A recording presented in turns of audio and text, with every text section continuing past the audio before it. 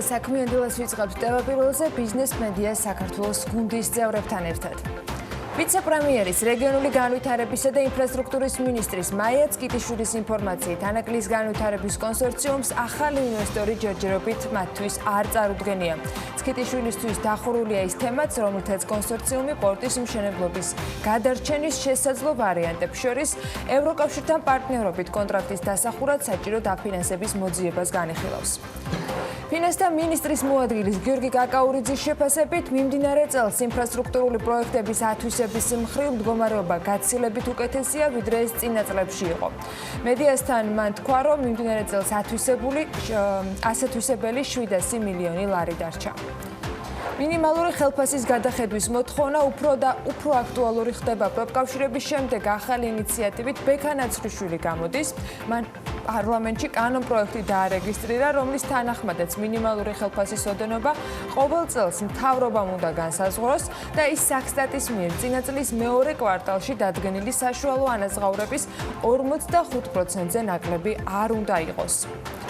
თბილისის საერთაშორისო აეროპორტიდან აბუ-დაბის მიმართულებით რეგულარული ფრენების განხორციელება იწყება. საჰაერო რეისებს ავიაკომპანია Etihad Airways შეასრულებს. ენერგოპრო ჯორჯიას ინფორმაციით, რეგიონებში ელექტროენერგიის გადასახადის ამოღება გართულებულია. ამასობაში კი მეზობელი თურქეთის ენერგეტიკისა და ბუნებრივი რესურსების მინისტრი აღნიშნავს, რომ მიმდინარე წელს თურქეთში ელექტროენერგიის წარმოებაში განახლებადი ენერგიის რესურსების წილი 46% შეადგენს. საფრანგეთი 2020 წლიდან დასაქმების მსურველი მიგრანტების მიღებაზე კვოტების შემოღებას აანონსებს.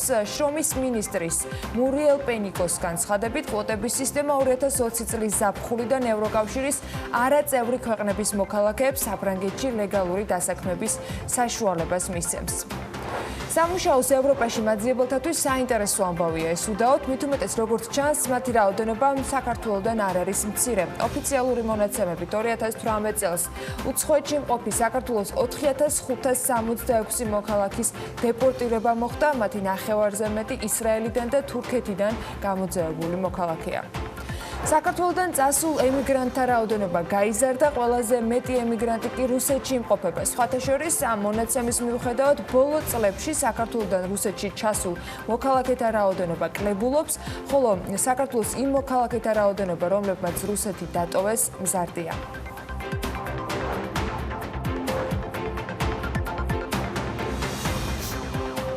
დილა მშვიდობისა. დილა მშვიდობის ყველას მოგესალმებით. ყველას წარმატებულ ბარაქიან დღეს გისურვებთ.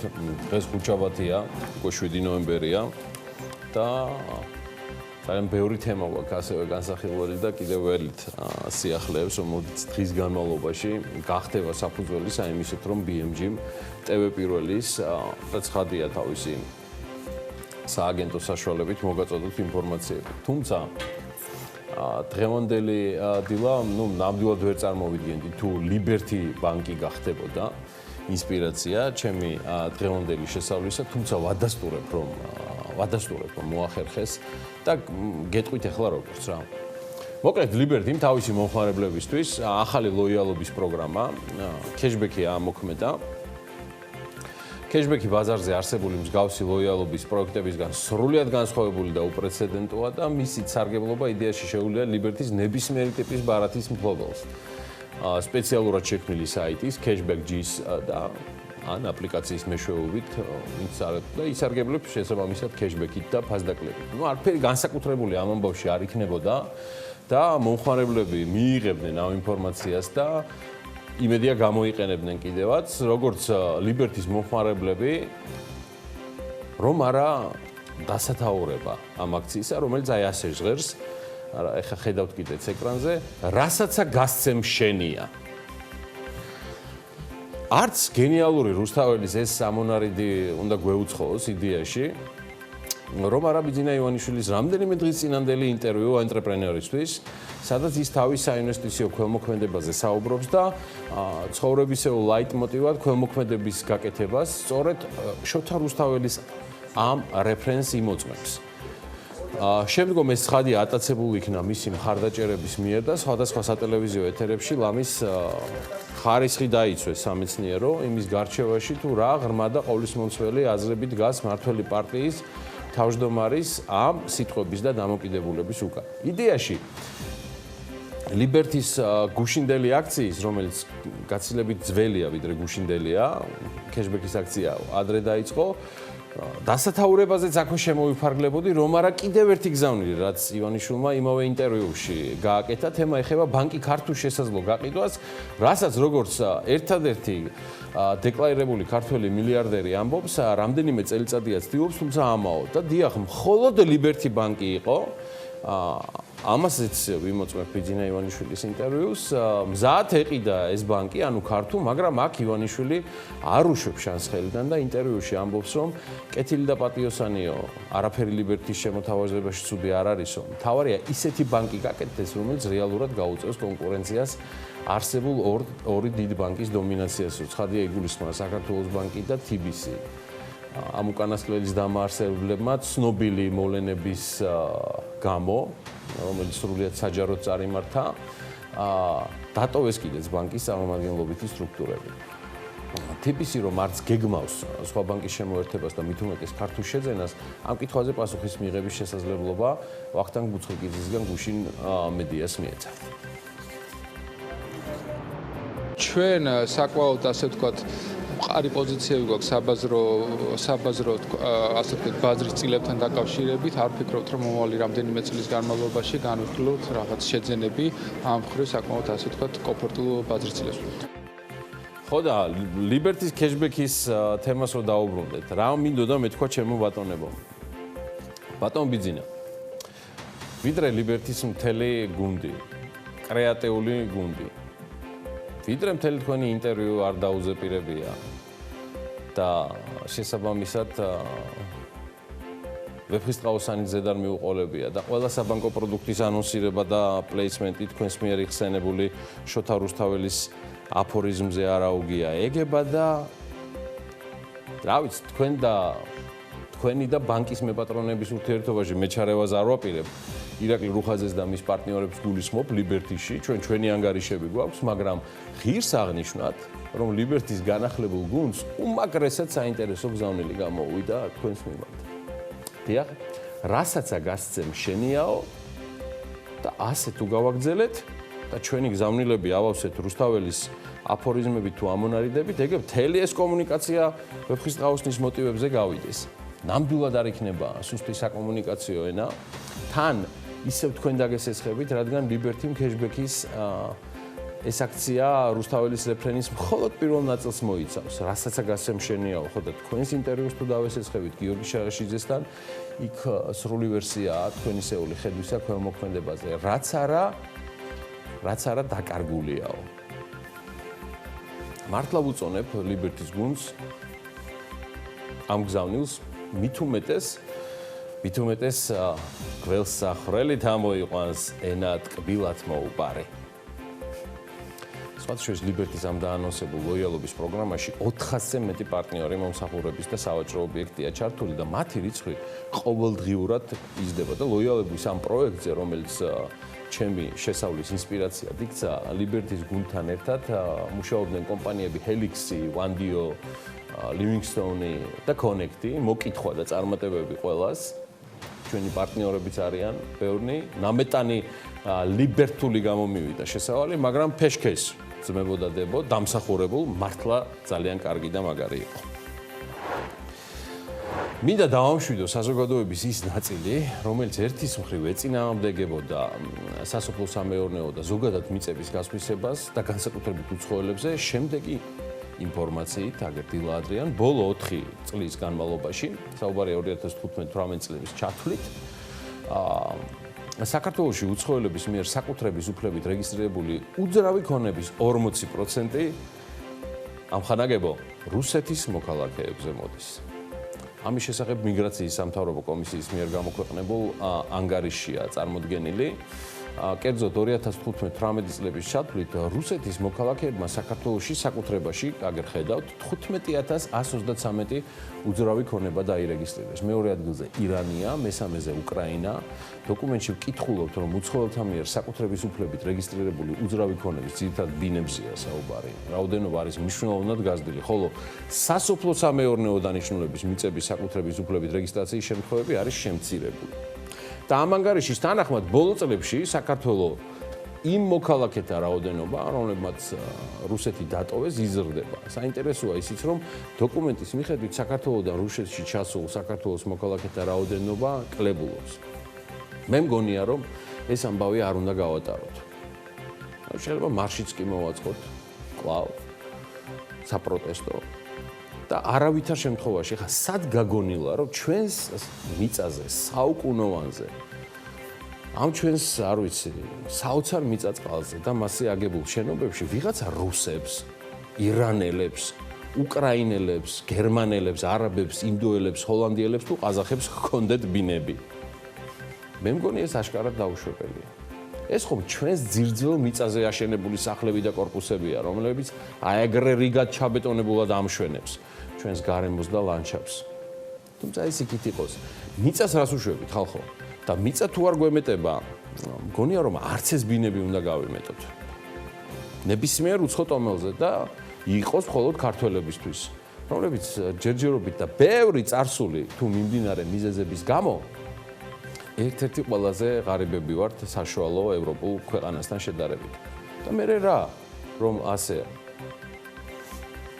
გავაგრძელოთ და ესეთი დამოკიდებულება გქონდეს ინვესტიციების მიმართ, მშენებლობების მიმართ, ჰესების მიმართ, რა პრობლემაა?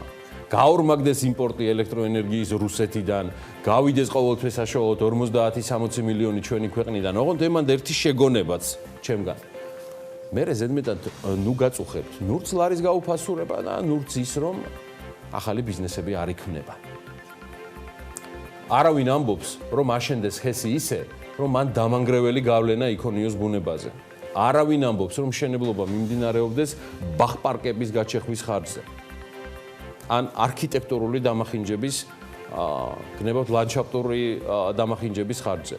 მაგრამ მეორე მხრივ, როცა გაქვს რესურსი, თუნდაც წყლის სახით, გაქვს საშუალება დადგა ისეთი ძირითადი და ფუნდამენტალური სიმძლავრეები, როგორიც არის ნენსკრა, ნამახვანი, შუახევი, სხვა უამრავი პროექტის სახით, ეს შანსი ხელიდან არ უნდა გაუშვა.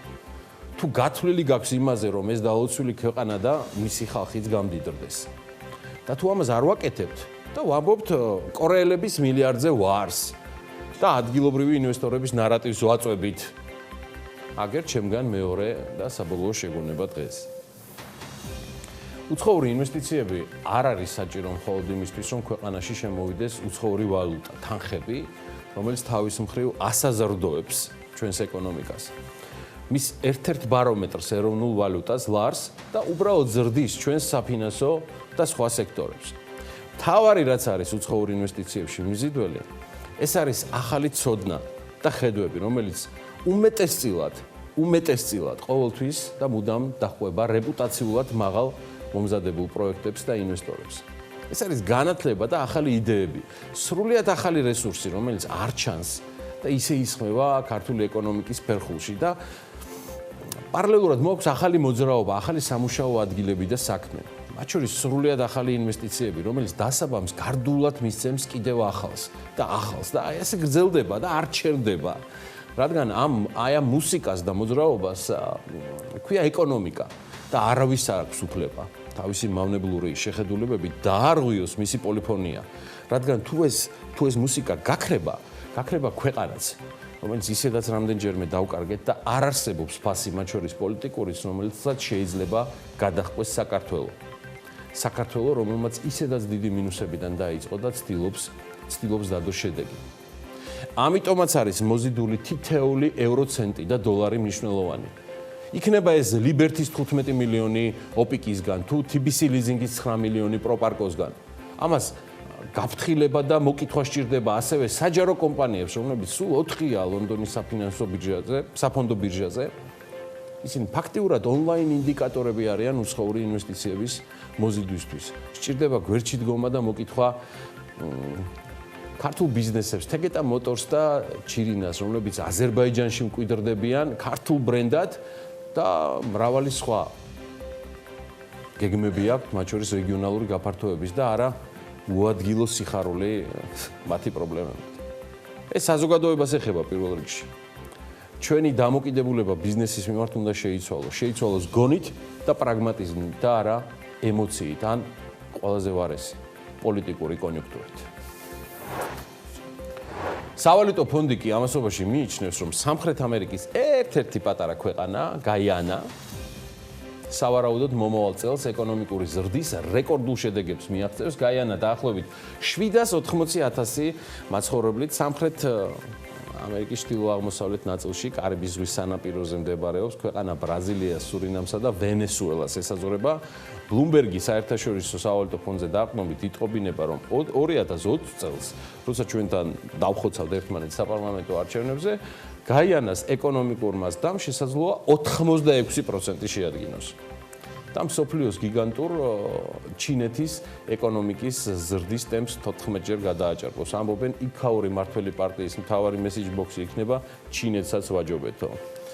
საერთაშორისო სავალუტო ფონდში ვარაუდობენ, რომ გაიანას ეკონომიკურ ზრდას 2015 წელს ქვეყანაში აღმოჩენილი ნავთობის საბადოები უზრუნველყოფს. როგორ არაფერში არ აქვს უბრალოდ ბედია გაგიჟებული ვარ, მაგრამ ჩვენი ამბავი რო ვიცი, ეს საბადოები რომ მქონოდა კიდეც კაი ხნის ამოწურული ან დამშრალი გვექნებოდა ეგეც.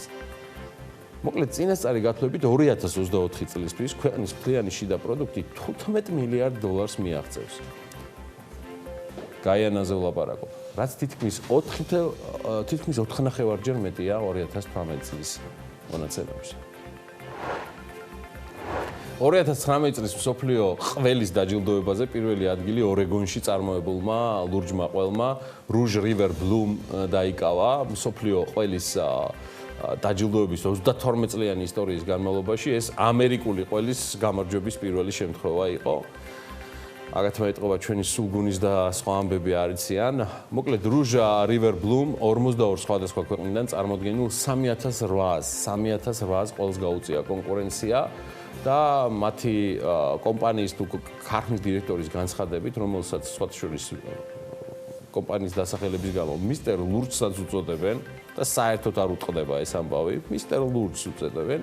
დაჯილდოების შემდეგ არც მეტი არც ნაკლები განაცხადა, რომ 500%-ით გაიზარდა გაყიდვებიო. 500%. და ამ ზრდის მიუხედავად ძალიან ბევრი ვეძებე გუშინ და ვერაფრით ვერ ვნახე, ვერც ერთი ავტორი თუნდაც იყოს შეფი, რომელიც ასეთი ყველით დაამზადებდა ხაჭაპურს. ეთყობა არ ხდება. არა, ხო.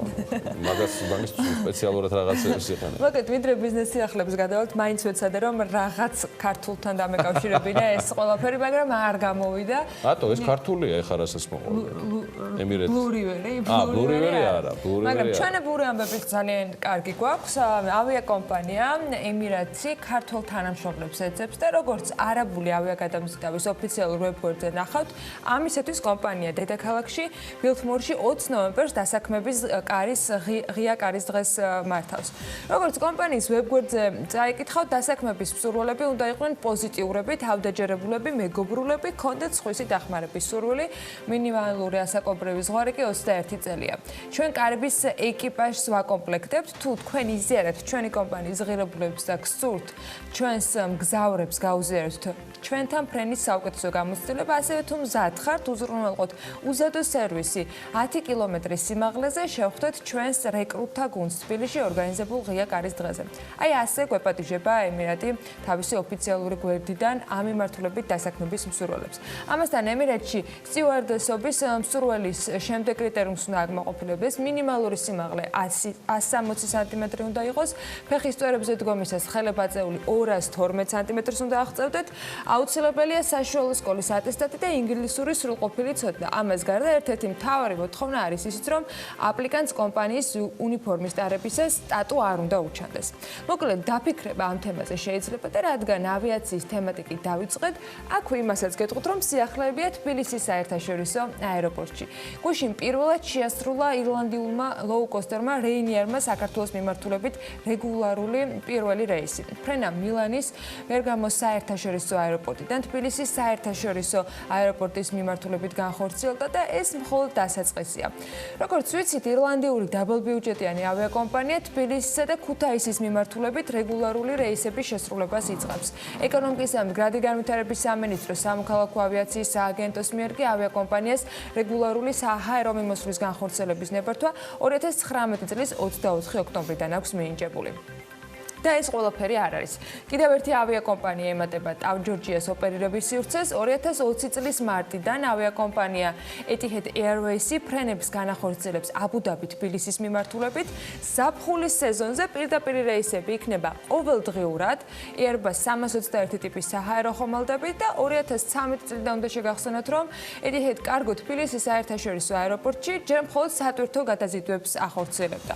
თავად ეს კომპანია 2003 წელს არის ფუძნებული და დღეისთვის არაბთა გაერთიანებული საამიროების რიგით მეორე უმსხვილესი ავიაკომპანია გახლავთ და 400 სხვადასხვა მიმართულებით ასრულებს ფრენებს.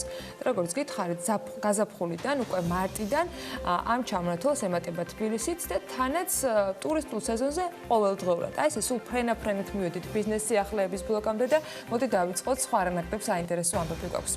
საპარტნიორო ფონდი სასტუმრო ბორჯომილიკანს ყიდის და საწყისი ფასი 27 მილიონი დოლარია. უცხო ქვეყნის მოქალაქეთა მიერ დაფუძნებული სამეწარმეო სუბიექტების მიერ საქართველოს სახელმწიფო ბიუჯეტში გადასახადის სახით შეტანილი თანხის მოცულობა მზარდია. საქართველოს ბიუჯეტში შარშან 945 მილიონია შეტანილი. პროექტ ახალი თბილისის პარკლებში კი რეაბილიტირებულ ორბელიანის მოედანზე ყვავილების პავილიონის სამშენებლო სამუშაოები დასრულდა. ამ პროექტის ღირებულებამდე თბილისის მერიის ხარჯმა შესაბამისად 1,285,000 ლარი შეადგინა. ახლა მომავალში ქართულ ბანკებში სესხების ზრდა კონტროლქვეშ უნდა დარჩეს, როგორც უფრო მკაცრი მარეგულირებელი სტანდარტებით, საცალო აკრედიტების მიმართულებით და მჭიდრო მონეტარული პოლიტიკით ახალი აკრედიტების შეზღუდვის თვალსაზრისით. ეს სარეიტინგო სააგენტო Fitch-მა ყოველწლიურ კონფერენციაზე საქართველოზე საუბრისას თქვა. წლიურ ჭრილში აკრედიტების ზრდა 7,7%-მდეა შენელებული, 2018 წლის 17,2% და მიმდინარე წლის დასაწყისში უფრო მკაცრი ხელმისაწვდომობის კრიტერიუმების შემოღების შემდეგ საცალო აკრედიტების ზრდის სიჭარბის გადასაჭრელად. Fitch ამავე დროს ელოდება, რომ ბოლო დროინდელი პოლიტიკის განაკვეთის ზრდა პასუხობს გაცვლითი კურსის არასტაბილურობას და მომდევნო ინფლაციური ზეწოლა ხელს შეუწყობს სესხის ზრდის შემცირებას ადგილობრივ ვალუტაში სესხის გაძვირებით. სარეიტინგო სააგენტოს ასევე მიაჩნია, რომ უცხოური ვალუტის სესხის ზრდა სავარაუდოდ შემცირდება წლის დასაწყისში საცალო სესხის მინიმალური ოდენობის გაზრდით, რაც ხელს სესხების მაღალი დოლარიზაციის მოგვარებას შეუწყობს.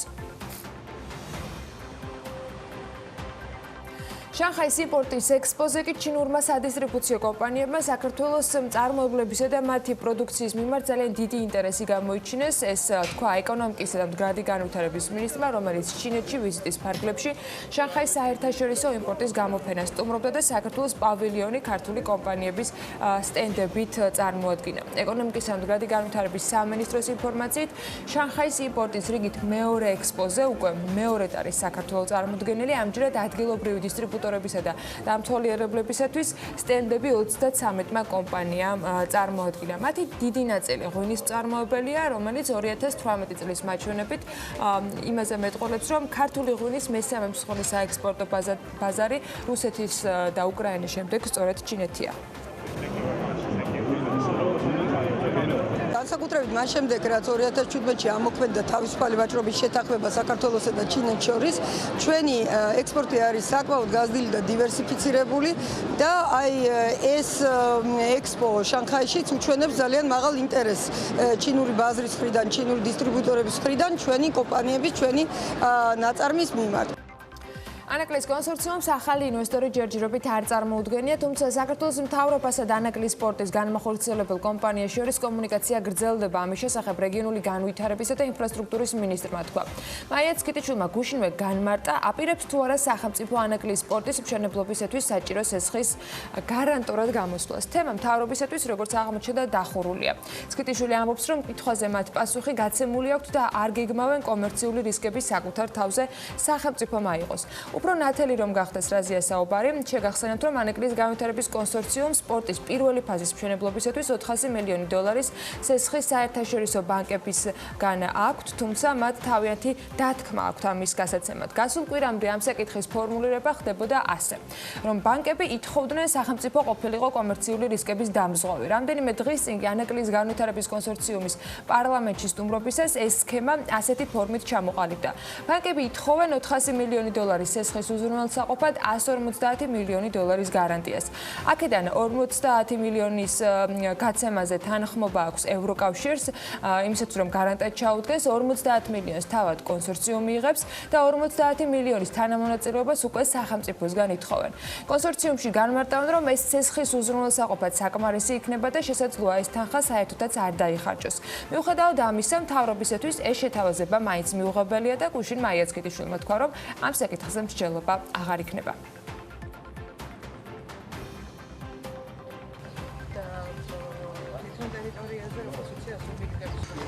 კიდევ ერთი თემა, რასთან დაკავშირებითაც სალომე მეცხვარიშვილმა გუშინ ვიცე-პრემიერს დაუსვა კითხვა, ეს იყო ტენდერები, რომელსაც თავად მინისტრი ერთ-ერთი ყველაზე პრობლემურ საკითხად გამოყოფდა, როდესაც ამ თანამდებობაზე დაენიშნა. რა შეიცვალა წელიწად-ნახევრის განმავლობაში? მინისტრის პოზიციასაც აუცილებლად მოგასმენინებ და გუშინვე ასევე ლევან რაზმაძემ გითხრა, რომ მომზადებულია ცვლილებების სახელმწიფო შესყიდვების შესახებ კანონში, რომელიც წლის ბოლომდე პარლამენტში უნდა შევიდეს.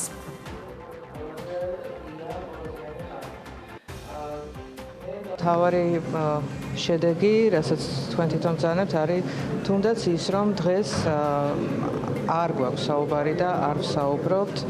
მე გულისხმობ არ არის არა, ასე ვთქვათ, არანაირი სახის მითქმა, მოთქმა ან კითხვები შესყიდვებთან დაკავშირებით, რომელიც ინფრასტრუქტურის სამინისტროში არის. ყველა შესყიდვა არის ძალიან გამჭვირვალე. რეგიონებში განსახორციელებელი პროექტის ფონდის ნაწილში 250 დაახლოებით 250 ახალი შემსყიდველი ყავს. ახალი კომპანია, რომელიც ჩვენ სახელმწიფო ტენდერებში შემოვიდა რეგიონებში, იქ სადაც მანამდე არ შემოდიოდა. კანონი იქნება უფრო მეტად მოქნილი, ბიზნესისთვის ორიენტირებული, უფრო მეტად პროცედურები გაადვილებული. დავების საბჭო იცვლება კიდევ, დამოუკიდებელი ორგანო ხდება, უფრო მეტად დამოუკიდებელი, როგორც დღეს არის, ეყოლება დამოუკიდებელი 5 წევრი. ისინი იქნებიან არჩეული კომისიის მიერ და შემდგომ დანიშნავს მათ პრემიერ-მინისტრი. გუშინ ჯანდაცვის მინისტრი აჭარაში ჩავიდა და აჭარის მთავრობის თავმჯდომარესთან ერთად ბათუმის რესპუბლიკური საავადმყოფოს ახალი შენობა დაათვალიერა. მინისტრმა შეხვედრაზე ბათუმის რესპუბლიკური საავადმყოფოს განვითარების პროექტზე ისაუბრა და დამსწრე საზოგადოებას კონკრეტული გეგმა გააცნო. ეკატერინე ტიკარაძის თქმით, ბათუმის რესპუბლიკური საავადმყოფოს ახალი შენობის შესაბამის აღჭურვაზე სახელმწიფო იზრუნებს. ის ერთ-ერთია იმ 4 სამედიცინო დაწესებულებიდან, რომელიც ტიკარაძის განცხადებით სახელმწიფოს მართვაში იქნება. ახალი რესპუბლიკური საავადმყოფოს ბაზაზე ასევე სტუდენტების და არსებული სამედიცინო კადრების მომზადება უნდა მოხდეს, ასევე გადამზადება და მათი კვალიფიკაციის ამაღლებაც ამ სივრცეშია დაგეგმილი. აჭარის მთავრობა ხულოს მუნიციპალიტეტის კურორტ ბეშუმში მდებარე არასასოფლო-სამეურნეო დანიშნულების მიწის ნაკვეთს და მასზე განთავსებულ შენობა-ნაგებობას პირობებიანი ელექტრონული აუქციონით ყიდის ქონების საწყისი ფასი კი 20,000 ლარია, ბიჯი 500 ლარი. აუქციონის ერთ-ერთი პირობა, რომ გაცემულ ტერიტორიაზე საპირფარეშო უნდა მოეწყოს, არაუგვიანეს 2020 წლის 1 ოქტომბრამდე სარემონტო სამუშაოების ჩატარება და ამოქმედებაც ამ ვადაში უნდა მოხდეს. ობიექტს პროფილი 20 წლის განმავლობაში უნდა შეუნარჩუნდეს. აჭარის ფინანსთა და ეკონომიკის სამინისტრო რვაფეხას მისი განკარგვის მიზნით ბულვარს გადასცემს. სამინისტროში ამ ინფორმაციას ადასტურებენ და განმარტავენ, რომ ბულვარის ადმინისტრაცია უახლოეს პერიოდში შეემუშავებს პირობებს ამ ქონების ელექტრონულ აუქციონზე გასატანად მისი იჯარის წესით გასხვისებასთან დაკავშირებით. რვაფეხას სარეაბილიტაციო სამუშაოები ფონდმა ქართულ დააფინანსდა, კაფეს რეაბილიტაციაზე კი მხატვარ რესტავრატორმა ილია ფესვიანიძემ იმუშავა. ბათუმელებთან ინტერვიუში ამბობდა, რომ კაფე ფანტაზია ძველი ფოტოების მიხედვით არის სრულად აღდგენილი.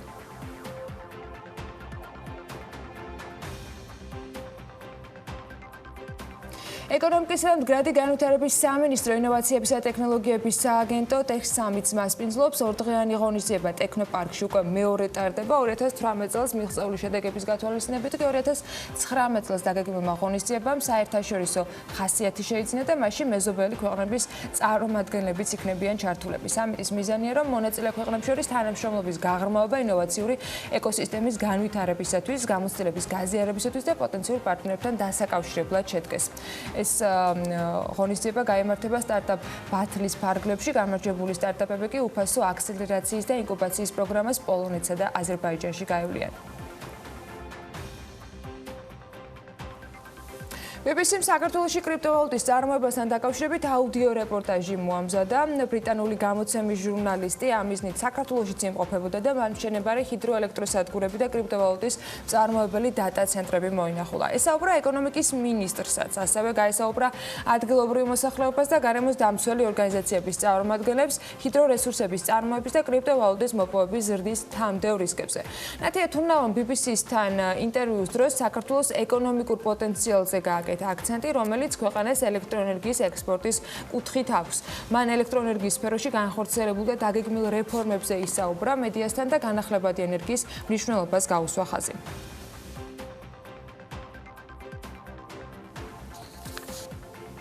და ასე ნახო უკვე ამინდის პროგნოზის დრო არის, რომელსაც ტრადიციულად გარემოს ეროვნული სააგენტო გვაწვდის და ამ ინფორმაციით ამინდი დღეს განპირობებული იქნება კასპიის ზღვის აღმოსავლეთიდან მოქმედი ცივი ჰარის მასების და სამხრეთიდან გავრცელებული თბილი ჰარის მასების ურთიერთქმედებით. დრო გამოშვებით ღრუბლიანობის მომატებას ველოდებით, თუმცა უნალექოთ ჩაევის დღე და იქროლებს აღმოსავლეთის მიმართულების ქარი. როგორი ამინდი იქნება ქალაქების მიხედვით, ამას ეკრანზე დაინახავთ შესაბამის გრაფიკაზე, ცოტა მოგვიანებით უკვე ფრენების განდრიგს შემოგთავაზებთ და მცირე სარეკლამო პაუზის შემდეგ დაგიბრუნდებით სტუმრებთან ერთად.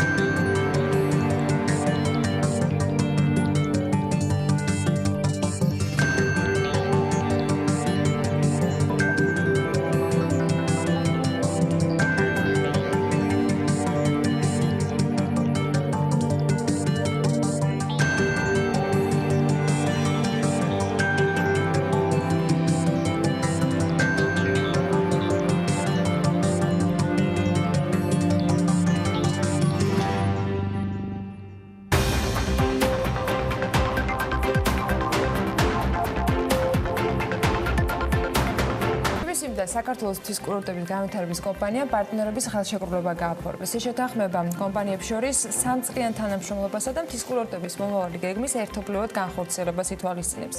რა მიზანს ისახავს კერძო და საჯარო სექტორის თანამშრომლობა და როგორია გეგმები? დეტალებს მარიამ ადამიანი მოგვიყვება და კიდევ უფრო მეტ სტუმრები ცოტა მოგვიანებით.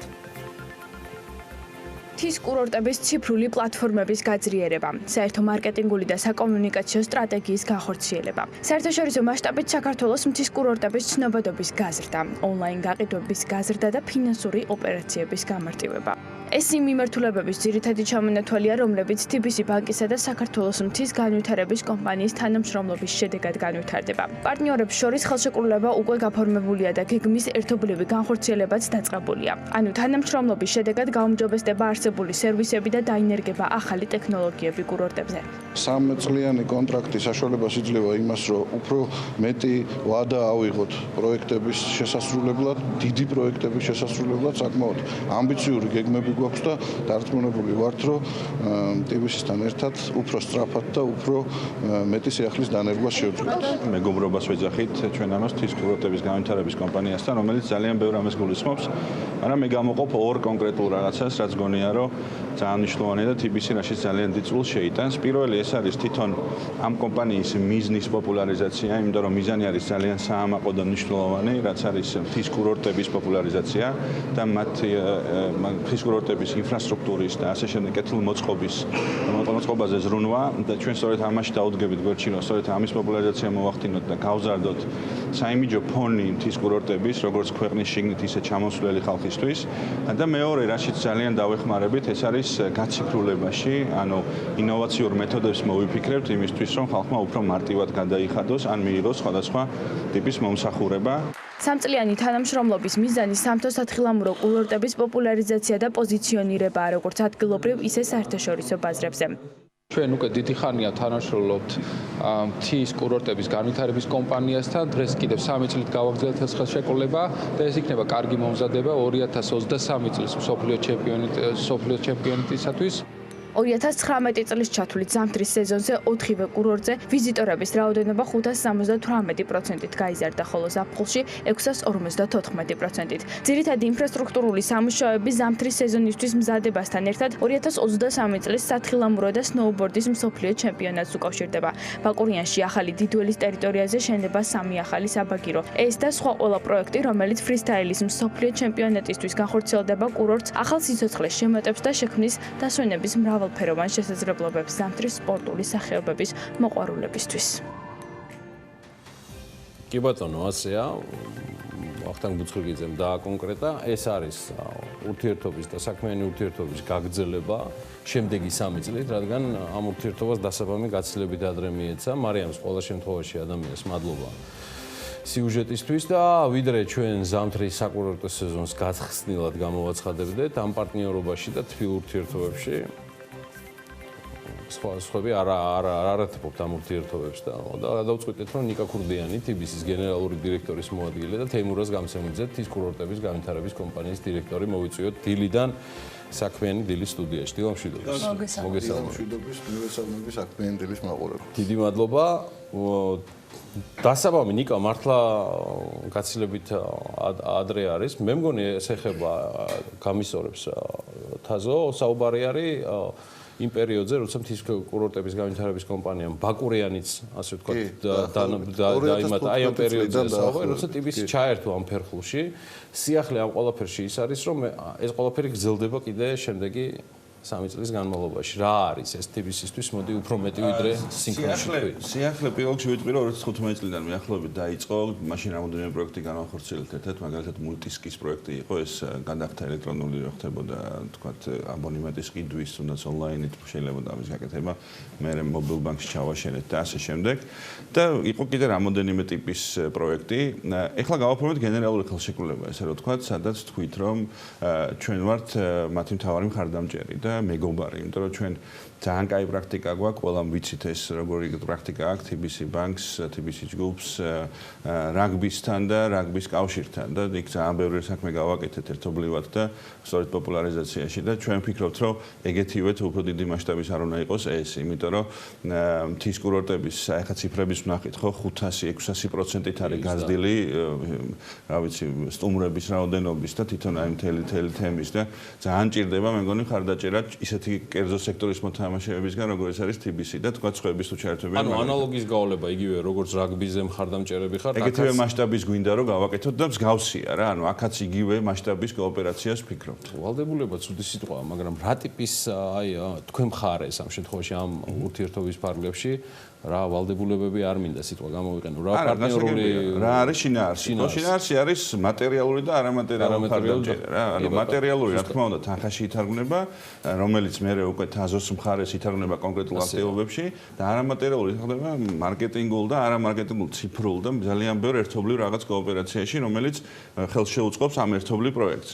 ეგ არის შინაარსი და აი განსხვავება თქვა წინა პერიოდთან რაც არის სწორედ ფორმატი, იმიტომ რომ ფორმატს მივეცით ის ფორმა, როგორც თქვა ჩვენ რაკთან გვაქვს და როგორც გვინდოდა ორივე მხარეს მასშტაბური და მგონია რომ ეგ ძალიან მნიშვნელოვანია, იმიტომ რომ ძალიან გვიამაყება ჩვენ და მე მგონი ყველას გვიამაყება საქართველოში რაც შედეგებიც აქვს მეგობრებს და რა ვიცი, ისეთი შედეგები ამართლა რომ ძალიან ჭირდება მხარდაჭერა ყველას. ამ შედეგების ნაწილზე წლევანდელზე ცოტა მოგვიანებით გვექნება სალაპარაკო, მაგრამ აი ამ ურთიერთობიდან გამომდინარე ის სიახლეები, რომელიც წელს იქნება ზამთრის სეზონზე ამ კურორტებთან მიმართებით, მოდით ამით დავიწყოთ.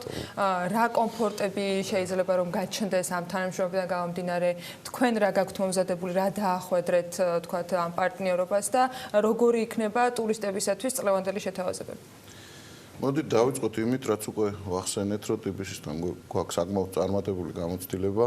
უბრალოდ ეს გრძელვადიანი კონტრაქტი ეხა საშუალებას მოგცემს, რომ უფრო გრძელვადიანი პროექტები დავგეგმოთ და განვახორციელოთ, ეს არის ძალიან მნიშვნელოვანი.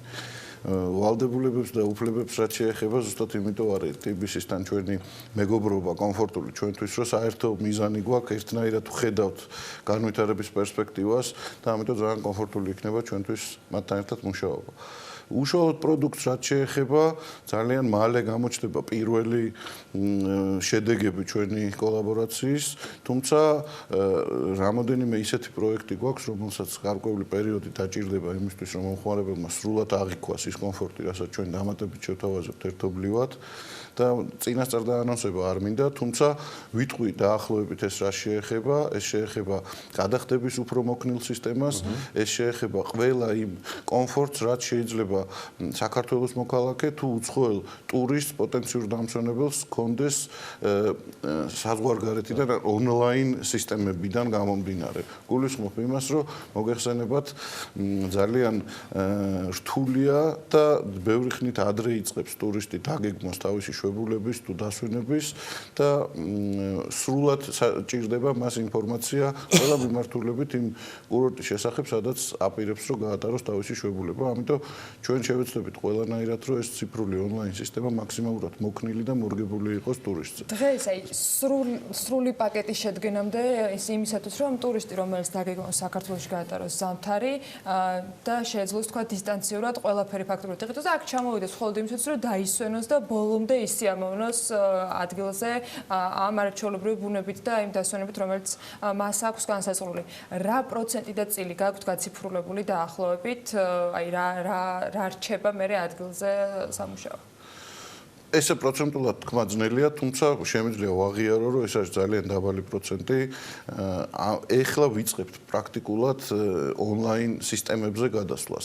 ეხლა გვაქვს რაც წელს უკვე სიახლე რაც დახვდება მომხმარებელს არის ის, რომ მულტისკი ახსენა დიკამ წეღან და მულტისკის სისტემა შედარებით აქტიურად დაინერგება და ერთი ბარათის პრინციპზე გადავალთ, როდესაც მომხმარებელი ერთხელ შეიძენს ამ ბარათს და ის შემდეგ მუდმივ წლების განმავლობაში შეუძლია სანამ არ დაზიანდება მოიხმაროს.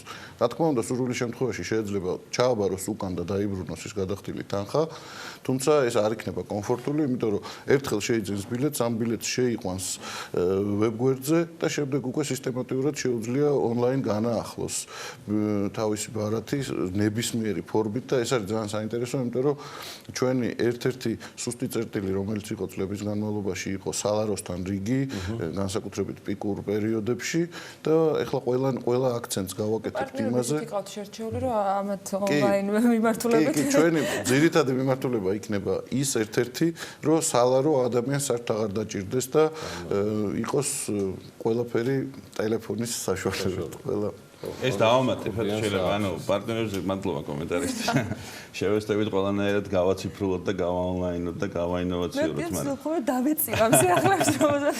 მაგრამ ჩვენ მინდა ვაღიარო უკაცრავად, იმიტომ რომ ჩამორჩენა გვაქვს იმდენად, რამდენადაც ვახსენეთ, წეგან წარმოუდგენელი ზრდა გვაქვს და შეუძლებელი არის ინფრასტრუქტურით და იმით ესეთ ტემპს დაეწიო, იმიტომ რომ აი ხშირად ვახსენებ ხოლმე წელს ზაფხულის სეზონზე კობზე თქმა მერიდება ხოლმე რამოდენიმე ასეული პროცენტი გქონდა ზრდა აი ამ კობის ახალი საბაგიროდან გამომდინარე წარმოუდგენელი ზრდა იყო 2018-ში, იმიტომ რომ შენდებოდა არ მუშაობდა, მაგრამ 2017 წელს რო ვადარებთ ბევრი ასეული პროცენტი. მაგრამ მაგაზე მინდოდა კომენტარი, რომ ერთ-ერთი მიზანი, რაც პირადად მე დავისახე მიზნად არის, რომ აი ეს ინდუსტრიის თქვა ჰაიპი, ხო, ეს როგორც თქვა რაღაც აღელვება ამ თემის გარშემო, რომ კიდევ უფრო მეტად გავზადოთ, იმიტომ რომ ძალიან მნიშვნელოვანი ეს ზრდები ძალიან მაგარია, მაგრამ ბაზაც არ იყო ძალიან დიდი რა, ამიტომ კიდევ ბევრად მეტის გაკეთების საშუალება გვაქვს და ამიტომ საქართველოში ისე უნდა მოვდოთ აი ეს ჰაიპი ქვეყანას, რომ ყველას მოუნდეს, იმიტომ რომ დატვირთული არის გუდაური, ჩემი დაკვირვებით, ხო?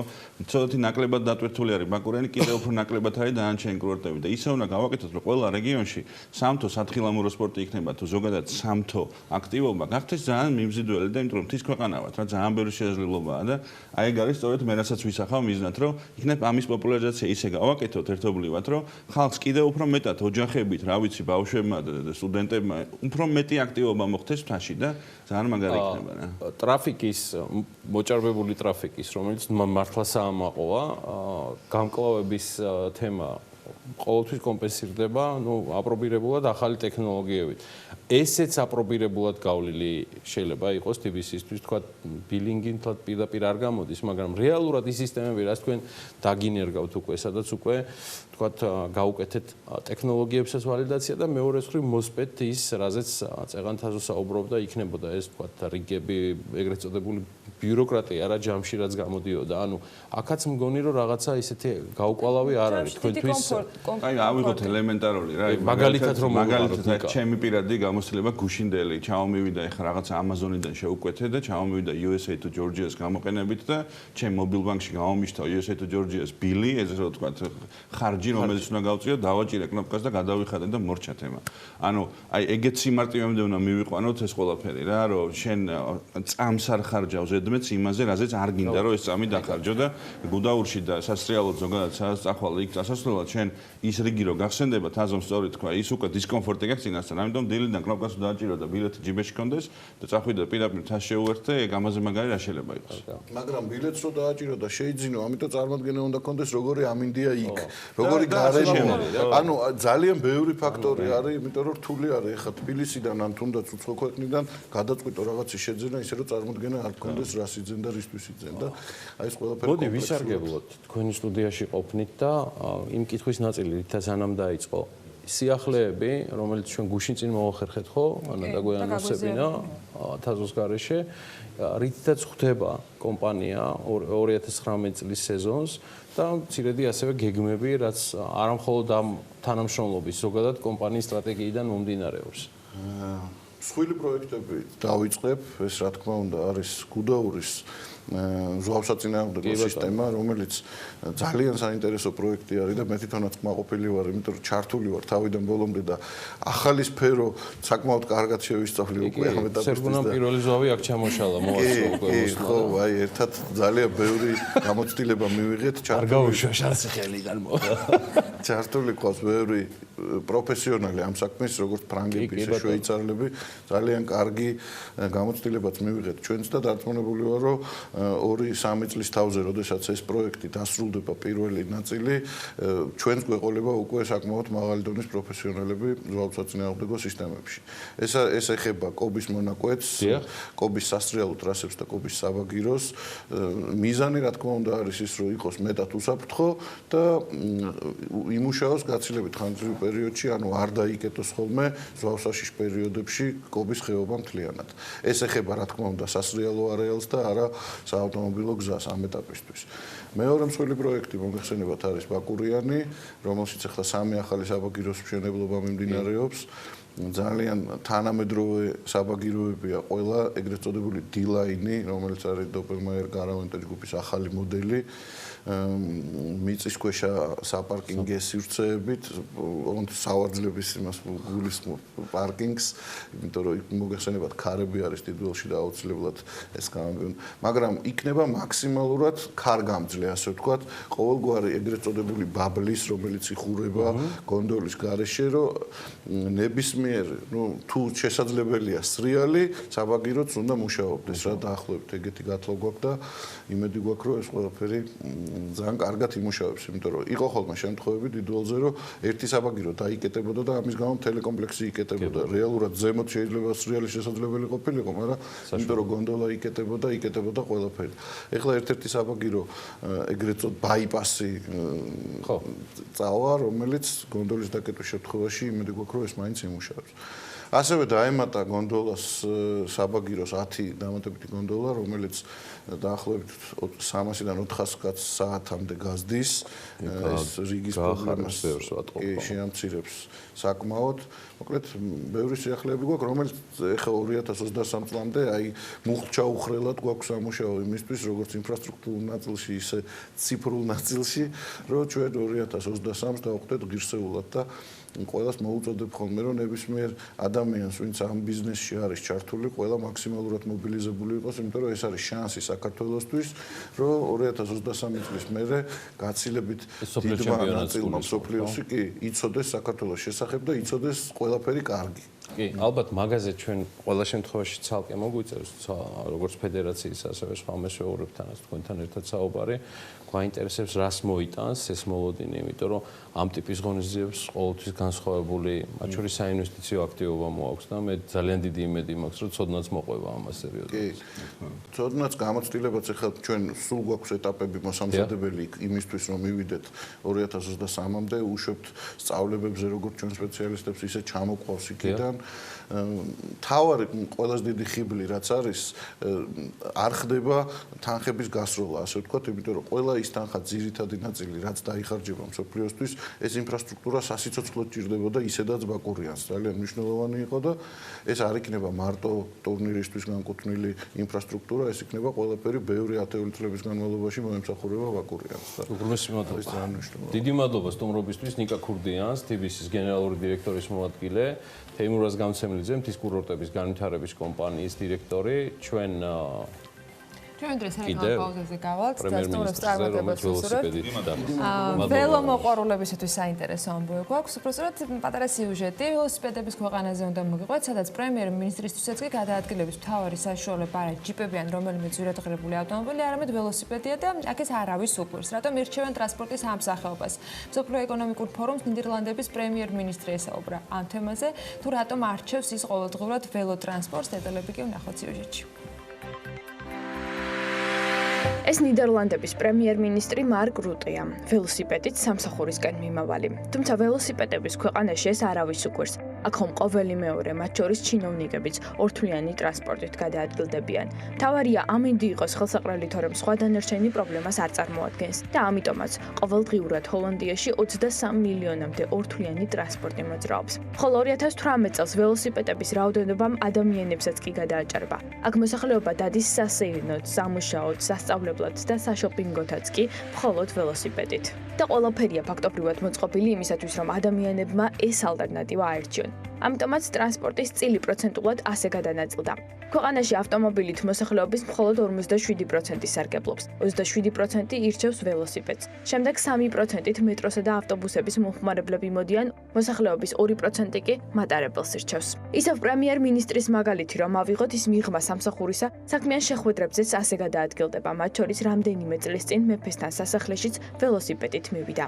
ფოტოები გაეროში ნიდერლანდების სამეფოს მუდმივმა წარმომადგენელმა ტვიტერზე გამოაქვეყნა. პრემიერ-მინისტრი რუტე სასახლეში მივიდა იმისათვის, რომ მეფე ვილემ ალექსანდერს ახალი მთავრობის ფორმირების შესახებ აცნობას. მას ველოსიპედის დაბმაც არ დაავიწყდა. წერენ ტვიტერზე.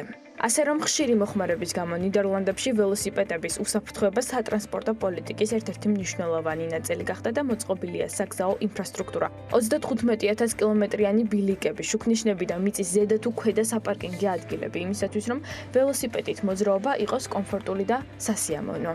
რაც შეეხება ამ ყველაფრის ეფექტს, ციფრებში ასე გამოიყურება. ავტომობილების ჩანაცვლება ორთვლიანი ტრანსპორტით ქვეყნის ბიუჯეტს $20 მილიონზე მეტს უზოგავს წლიურად და ხელს უწყობს ეკოლოგიურად სუფთა გარემოს შენარჩუნებაში.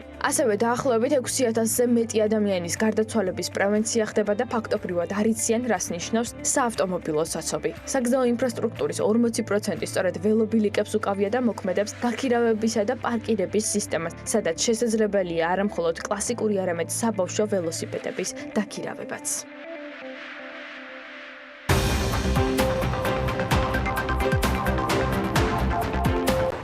განვითარების და ინფრასტრუქტურის მინისტრი თანამდებობაზე ყოფნის მთავარ მიღწევად შესყიდვებთან დაკავშირებული კითხვის ნიშნების მოხსნას ასახელებს. ინფრასტრუქტურის სამინისტროში შევცვალეთ ბევრი რამ მიმართულებით, გავხადეთ ინფორმაცია თანაბრად ხელმისაწვდომი და პროცესი არის ძალიან გამჭვირვალე, ამბობს მაია ცქიტიშვილი.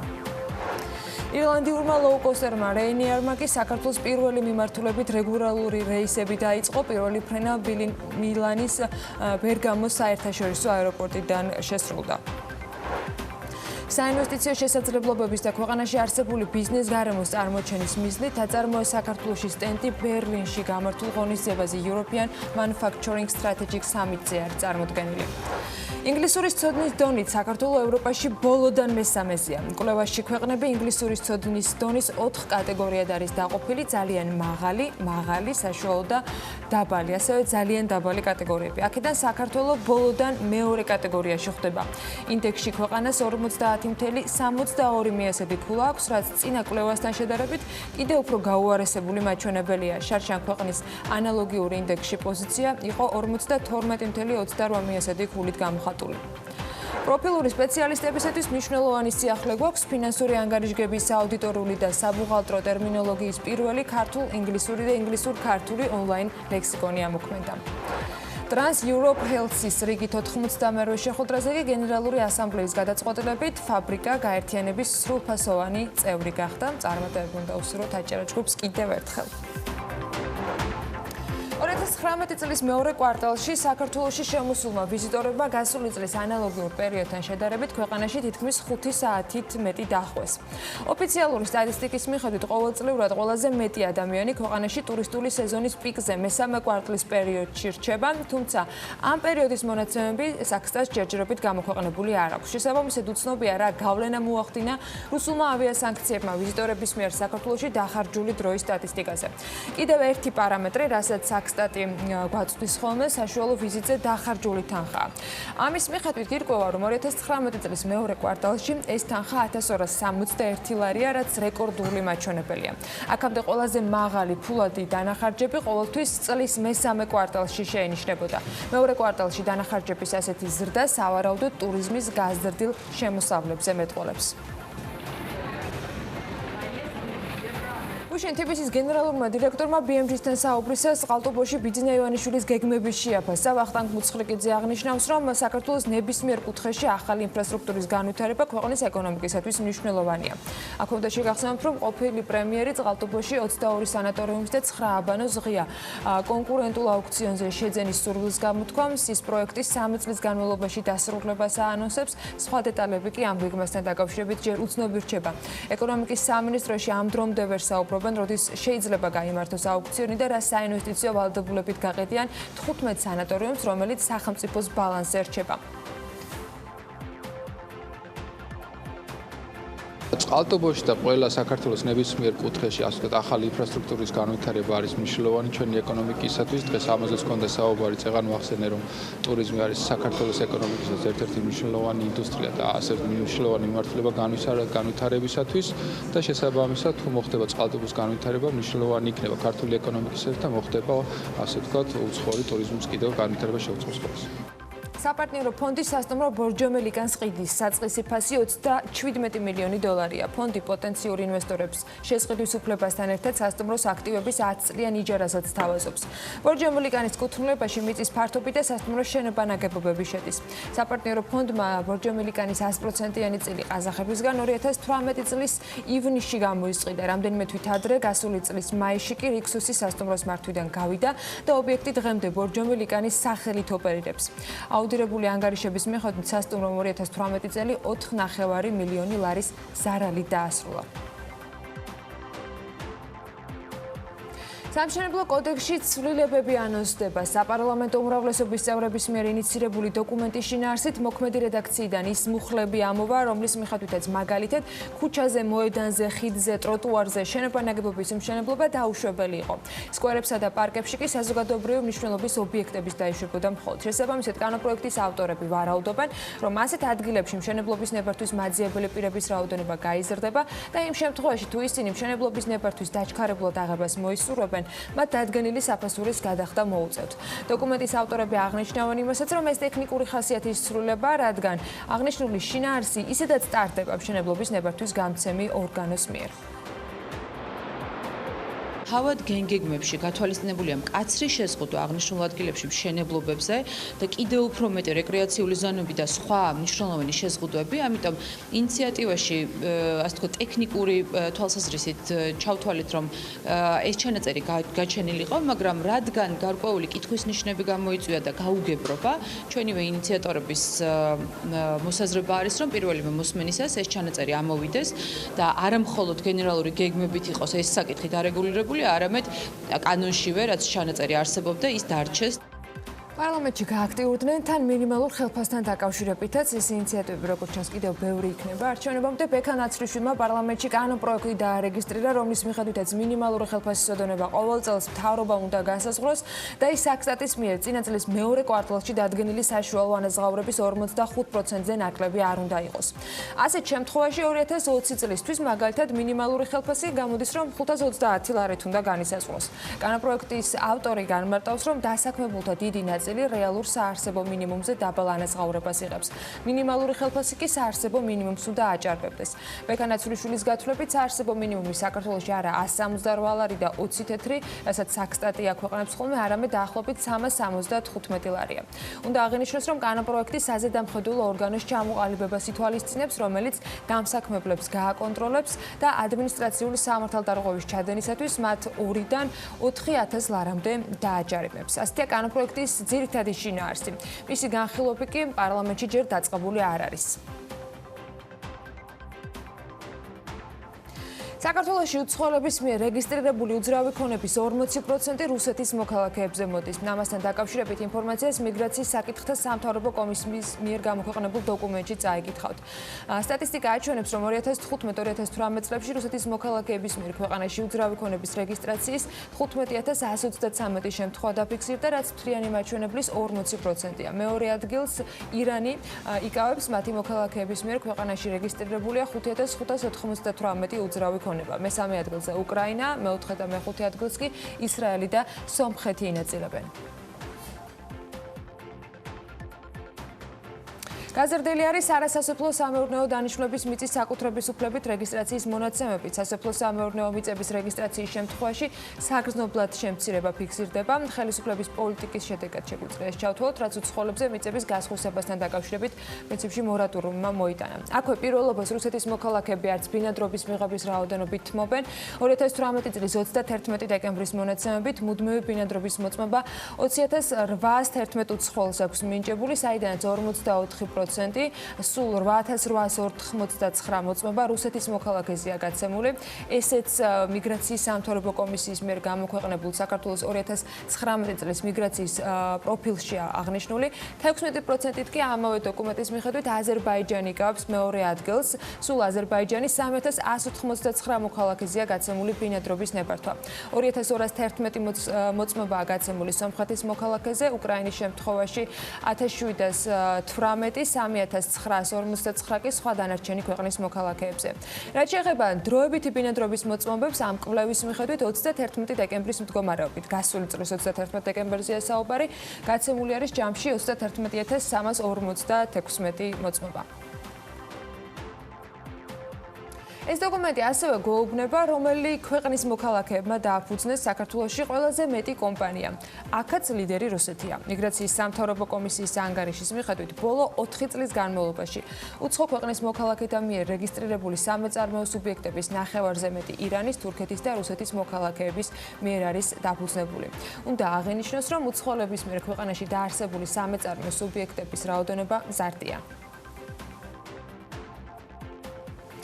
პროექტ ახალი თბილისის ფარგლებში რეაბილიტირებულ ორბელიანის მოედანზე კი ყვავილების პავილიონის სამშენებლო სამუშაოები დასრულდა. BMG-ის თბილისის განვითარების ფონდში უთხრეს, რომ ამ პროექტის საერთო ღირებულებამ 1.285.000 ლარი შეადგინა, რომელიც თბილისის მერის ბიუჯეტიდან არის გაღებული. ყვავილების პავილიონის სამშენებლო სამუშაოები სამშენებლო კომპანია ანაგმა შეასრულა. სამუშაოები მიმდინარე წლის ივნისში დაიწყო და ჯამში მას 5 თვე დასჭირდა დასრულებისათვის.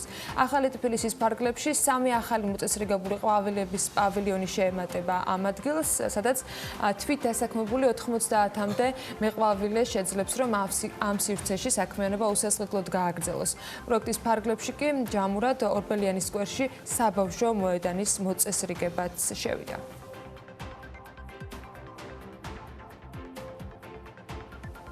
ოპტიმოს სრული დატვირთვით ამუშავდა. რა არის ოპტიმო? ეს არის საქართველოს ბანკის მხარდაჭერით მცირე და საშუალო ბიზნესისათვის შექმნილი თანამედროვე ციფრული ხელსაწყო, რომელიც მორგებულია მცირე და საშუალო ბიზნესის საჭიროებებზე და ის მიზნად ისახავს მათი სამუშაო პროცესების გამარტივებას, ბიზნესის ოპტიმიზაციას, უკეთ მართვას და განვითარებას. რა შესაძლებლობას აჩენს ოპტიმო და გამოწვევის რა გადაწყვეტილებაა? ამაზე სტუმრებთან ერთად უნდა ვისაუბროთ, თუმცა ვიდრე ნიკოლოზ ფოფხაძესთან, ოპტიმოს ბიზნესის განვითარების ხელმძღვანელთან და გიორგი არველაძესთან, საქართველოს ბანკის მცირე და საშუალო ბიზნესის გაყიდვების დეპარტამენტის დირექტორთან გავაგრძელებთ საუბარს. მოკლე ვიდეო მინდა რომ გაჩვენოთ ოპტიმოს რაობაში უკეთ გასარკვევად. თავიდან არის იდეა. მერე ჩნდება სირთულეები. შეიძლება იმაზე მეტიც ვიდრე ელოდი, მაგრამ რადგან დაიწყე, არ უნდა გაჩერდე. შენი იდეა ხომ აქვეა, ხელის გაწვდენაზე. უბრალოდ ჯერ არეულობა უნდა დაალაგო. სულ ცოტაც და ყველაფერი დავაგდება. ყველაფერი თავის ადგილას იქნება. პირველი მომხმარებელი. პირველი ნაბიჯები. წარმატებული შენს ხელშია. ისარგებლე ოპტიმოთი. ოპტიმოს შესახებ დეტალური ინფორმაცია შესაბამის დასახლების ვებგვერდზე გაიცნობით, თუმცა იქამდე ვეცდებით, რომ სტუმრთან ერთად ყველა დეტალში ამ სტუდიიდან გაგარკვიოთ, როგორც გითხარით ნიკოლოზ ფოფხაძეს და ასევე საქართველოს ბანკიდან გიორგი არველაძეს მასპინძლობთ. მადლობა, რომ ხართ ჩვენთან ერთად. თუ რამე დარჩა გითხარით, რა არის ოპტიმო? იმიტომ რომ უნდა თქვა რა არის ოპტიმო. ამ სარეკლამო ტიზერს ჩვენთვის აქვს სრულად სხვა დანიშნულება. ოპტიმოს ვებზე შესვლა კიდევ ბევრ თემას იძლევა და საკმაოდ საინტერესო, ასე რომ დავიწყოთ დილანშიტოვის კიდევ. ოპტიმო ეს არის მარაგების მართვის ციფრული ხელსაწყო, რომელიც ეხმარება მცირე და საშუალო ბიზნესს თავის საოპერაციო პროცესების გამარტივებაში, ესე ვთქვათ, მარტივებს მათ პროცესებს და ეხმარება თავიანთ ყოველდღიურ საქმიანობაში. უთავისუფლებს დროს მენეჯერებს, რომლებიც შეუძლიათ მიმართონ თავიანთი დრო, თავიანთი ბიზნესების გასაკეთებლად. ანუ, ნახე როგორი რაღაცა ეს არის რეალურად მათთვის, ვინც არის კონკრეტულად სპეციფიურ სფეროში დაკავებული, შეგვიძლია ჩვენ მათ შემოვსაუბროთ ბიზნეს პროფაილები, დარგები, სექტორები, თუ ნებისმიერი, არ ვიცი, ხა მოლარეს პოზიციიდან შევხედე, მე როცა შევედი ვებგვერდზე და კომფორტი არის ძალიან დიდი. მაგრამ მე არა ვარ პროფესიონალი მოლარე, შეიძლება სამწუხაროდაც, არ ვიცი, მაგრამ ეს პროგრამა იძლევა ძალიან ბევრი კომფორტის საშუალებას მართლაც. მაქვს რაღაც გამოცდილება wholesale-ში და იქ უფრო მეტი რაღაცა მომეწონა, მაგრამ უფრო მეტი მინდა ამაზე ვიცოდეთ. კი ბატონო. ბიზნეს სპეციფიკებს. აქვს ოპტიმოს აქვს როგორც მოლარის სივრცე, როგორც აღნიშნეთ და მოლარის სამუშაო ადგილი, ასევე აქვს მენეჯერის სივრცე. შესაბამისად მენეჯერს შეუძლია ნახოს თავის ბიზნესის შესახებ ინფორმაცია ნებისმიერი ადგილიდან, ნახოს გაყიდვების შესყიდვები, შემოსავლები, ბრუნვები და ასე შემდეგ. ეს ყველაფერი არის web-based, რაც განსაკუთრებით მოქნილობას წინს ამ ყველაფერს და მოლარის აქვს გამარტივებული სივრცე, რომელშიც შეუძლია ეს მოლარის წერტილი ამ ბიზნესებისთვის საკმაოდ მნიშვნელოვანია. იმიტომ რომ პროცესი არ უნდა შეფერხდეს და უნდა მოხდეს პროდუქტის სწორად გატარება.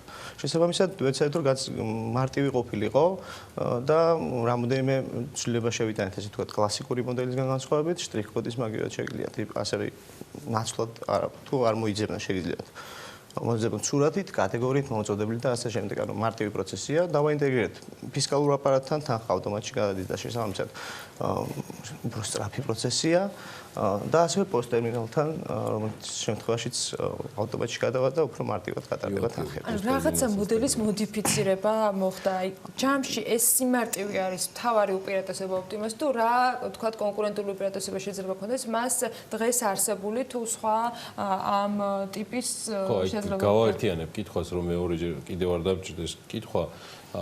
ფაქტიურად, როცა ამ ტიპის კომპანია გაქვს, სადაც მინიმუმ საწყობი ეს მართვა გიწევს, გიწევდა დამოუკიდებელი სოფტის შეკვეთა ან რომელიღაცა რაღაცა შენზე მორგებული, ადაპტირებული რაღაც დაკვეთა. ეს ფაქტიურად ეს გამორიცხავს, ასე ვთქვათ, ეს უპირატესობა არის, ხო, ასევე ბიზნესის ხომ არ მეშლება შეფასება. არ გეშლებათ, ანუ ოპტიმარი განკუთვნილი ყველა იმ ბიზნესისთვის, ვინც დაკავებულია ვაჭრობით, იქნება ეს საკანცელარიო მაღაზია, სურსათის მაღაზია, ტექნიკის მაღაზია თუ ავტონაწილების მაღაზია.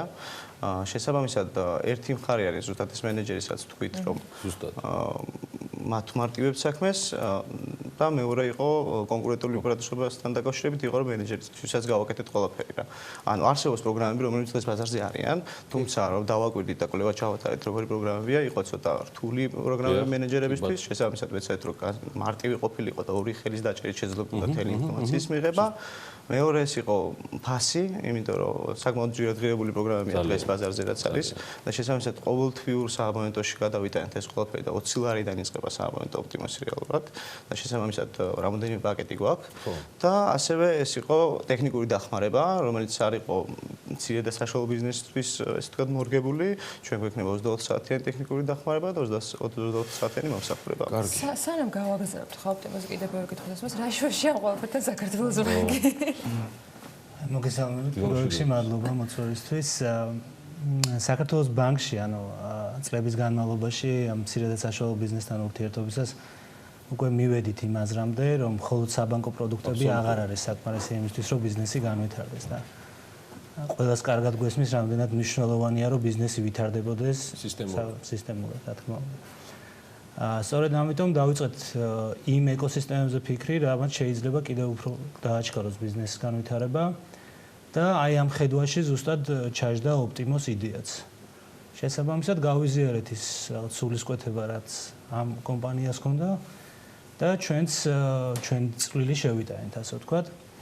დღეისთვის ვფიქრობთ, რომ კომპანიებისთვის, რომლებიც ეხლა იწყებენ ოპერირებას, ანუ არიან სტარტაპები, ან არიან გაფართოება ზრდის ეტაპზე, მათთვის განსაკუთრებით აქტუალური არის ეს პროგრამა, ეს სოფტი და ვფიქრობთ, რომ ძალიან მნიშვნელოვან წვლილს შეიტანს მათ წინსვლაში. მიღმა იმისა, რომ აბსოლუტურად გეთანხმებით, გიორგი, საქართველოს ბანკისთვის SME ყოველთვის რაღაც დონეზე წინ იდგა, ძალიან ძლიერ კორპორატიულ სხვა მსხვილ პორტფელთან ერთად ცხადია. აქ მართლა სისტემურ თემასთან გვაქვს საქმე. აი ამ ხრივ ვიცი რა, რომ თქვენ ვერ და არ მიიღებდით გადაწყვეტილებას კარგი დატესტვის გარეშე, რამდენად არის მისი სხვა იმ ტიპის უპირატესობები დატესტილი, რაც არის უზრუნველყოფს გამჭვირვალობას სრულად, მისი ადაპტაცია ფისკალურ სტრუქტურებთან, სხვა შორის საუბარია ESG-სთან მიმართებაში ძალიან ასევე გამარტივებულ ატვირთვების თემაზე. ეს სისტემაში იმდენად სხვა ტიპის პოზიტივს აკეთებს, რომ ამან რამდენად იმოქმედა იმ გადაწყვეტილებაზე, რომ საქართველოს ბანკი სრულად წარმოდგენილი იყო მის მხარდამჭერად. ერთ-ერთი მნიშვნელოვანი ნაწილი ამ ჩვენი ხედვის არის ის, რომ ბიზნესმენს მაქსიმალურად კონდეს დრო მიხედოს თავის თავარ საქმეს, ანუ ბიზნესის განვითარებას, გაყიდვებს, წარმოებას და ასე შემდეგ. სწორედ ამიტომ ის ნაწილი, ადმინისტრაციული ნაწილი, ხადაც თქვენ ახსენეთ, სიტყვაზე საგადასახადო ნაწილი, ბუღალტრული მხარე და რეპორტინგების კეთება და აწყობა და ამის ანალიზი, რაც უფრო ავტომატიზებული იქნება და დღევანდელი სოფტები იძლევა უკვე ამის საშუალებას, მით უკეთესი არის ბიზნესისთვის. შესაბამისად, ოპტიმოსთან მუშაობის პროცესშიც, სადაც უკვე სამუშაო ჯგუფებში ვიყავით ინტეგრირებულები ჩვენც, ეს დაკვეთა ჩვენგანაც მუდმივად მოდიოდა იმის მიღმა, რომ ბიზნესის პირველ ტკივილადაც ფაქტიურად ეს იყო დასახელებული. არა აქვს დრო და არა აქვს რესურსი, რაც მთავარია. ერთი ადამიანი ვერც ბუღალტერიც იყოს, ფინანსური menedžeri, წარმოების menedžeris და გაყიდვების სპეციალისტიც, ну ძალიან რთულია. არა და ეგეთი შემთხვევები ძალიან ბევრი. სამწუხაროდ. შედეგებით მე შესაბამისით და დრო და რესურსი რომ ასე მარტივად შეიძლება დაიზოგოს, ეს სასახალ მნიშვნელობა. თქვენ რა მასშტაბზე გაქვთ დაახლოებით დატესტილი, როცა ვიდრე შესთავაზებდით მას მომხმარებელს, აი რა დატვირთვით, რა მოცულობის პროდუქციის გატარებით, აი რა ტესტი გაატარეთ? გეტყვით, დაახლოებით სექტემბრიდან დაიწყო ოპტიმოზე რეალურ გარემოში დატესტო, ესე ვთქვათ. დავუყენეთ დაახლოებით 50-მდე ორგანიზაციას, ვეცადეთ რომ ყველანაირი სეგმენტი მოგვეცვა, იქნება ტექნიკის მაღაზია, ავტონაცილების თუმცურსათის ჩამოთვალე. და დაახლოებით თვენახევრის განმავლობაში ვიღებდით იქიდან უკავშირს, რაღაც ფუნქციონალი გადავაკეთეთ კიდევაც, მოვარგეთ მეტად ამ ბიზნესს და დღეს უკვე სრულიად მზად არის, რომ ყველა სფერო მოიცვა, სადაც ვაჭრობა არის.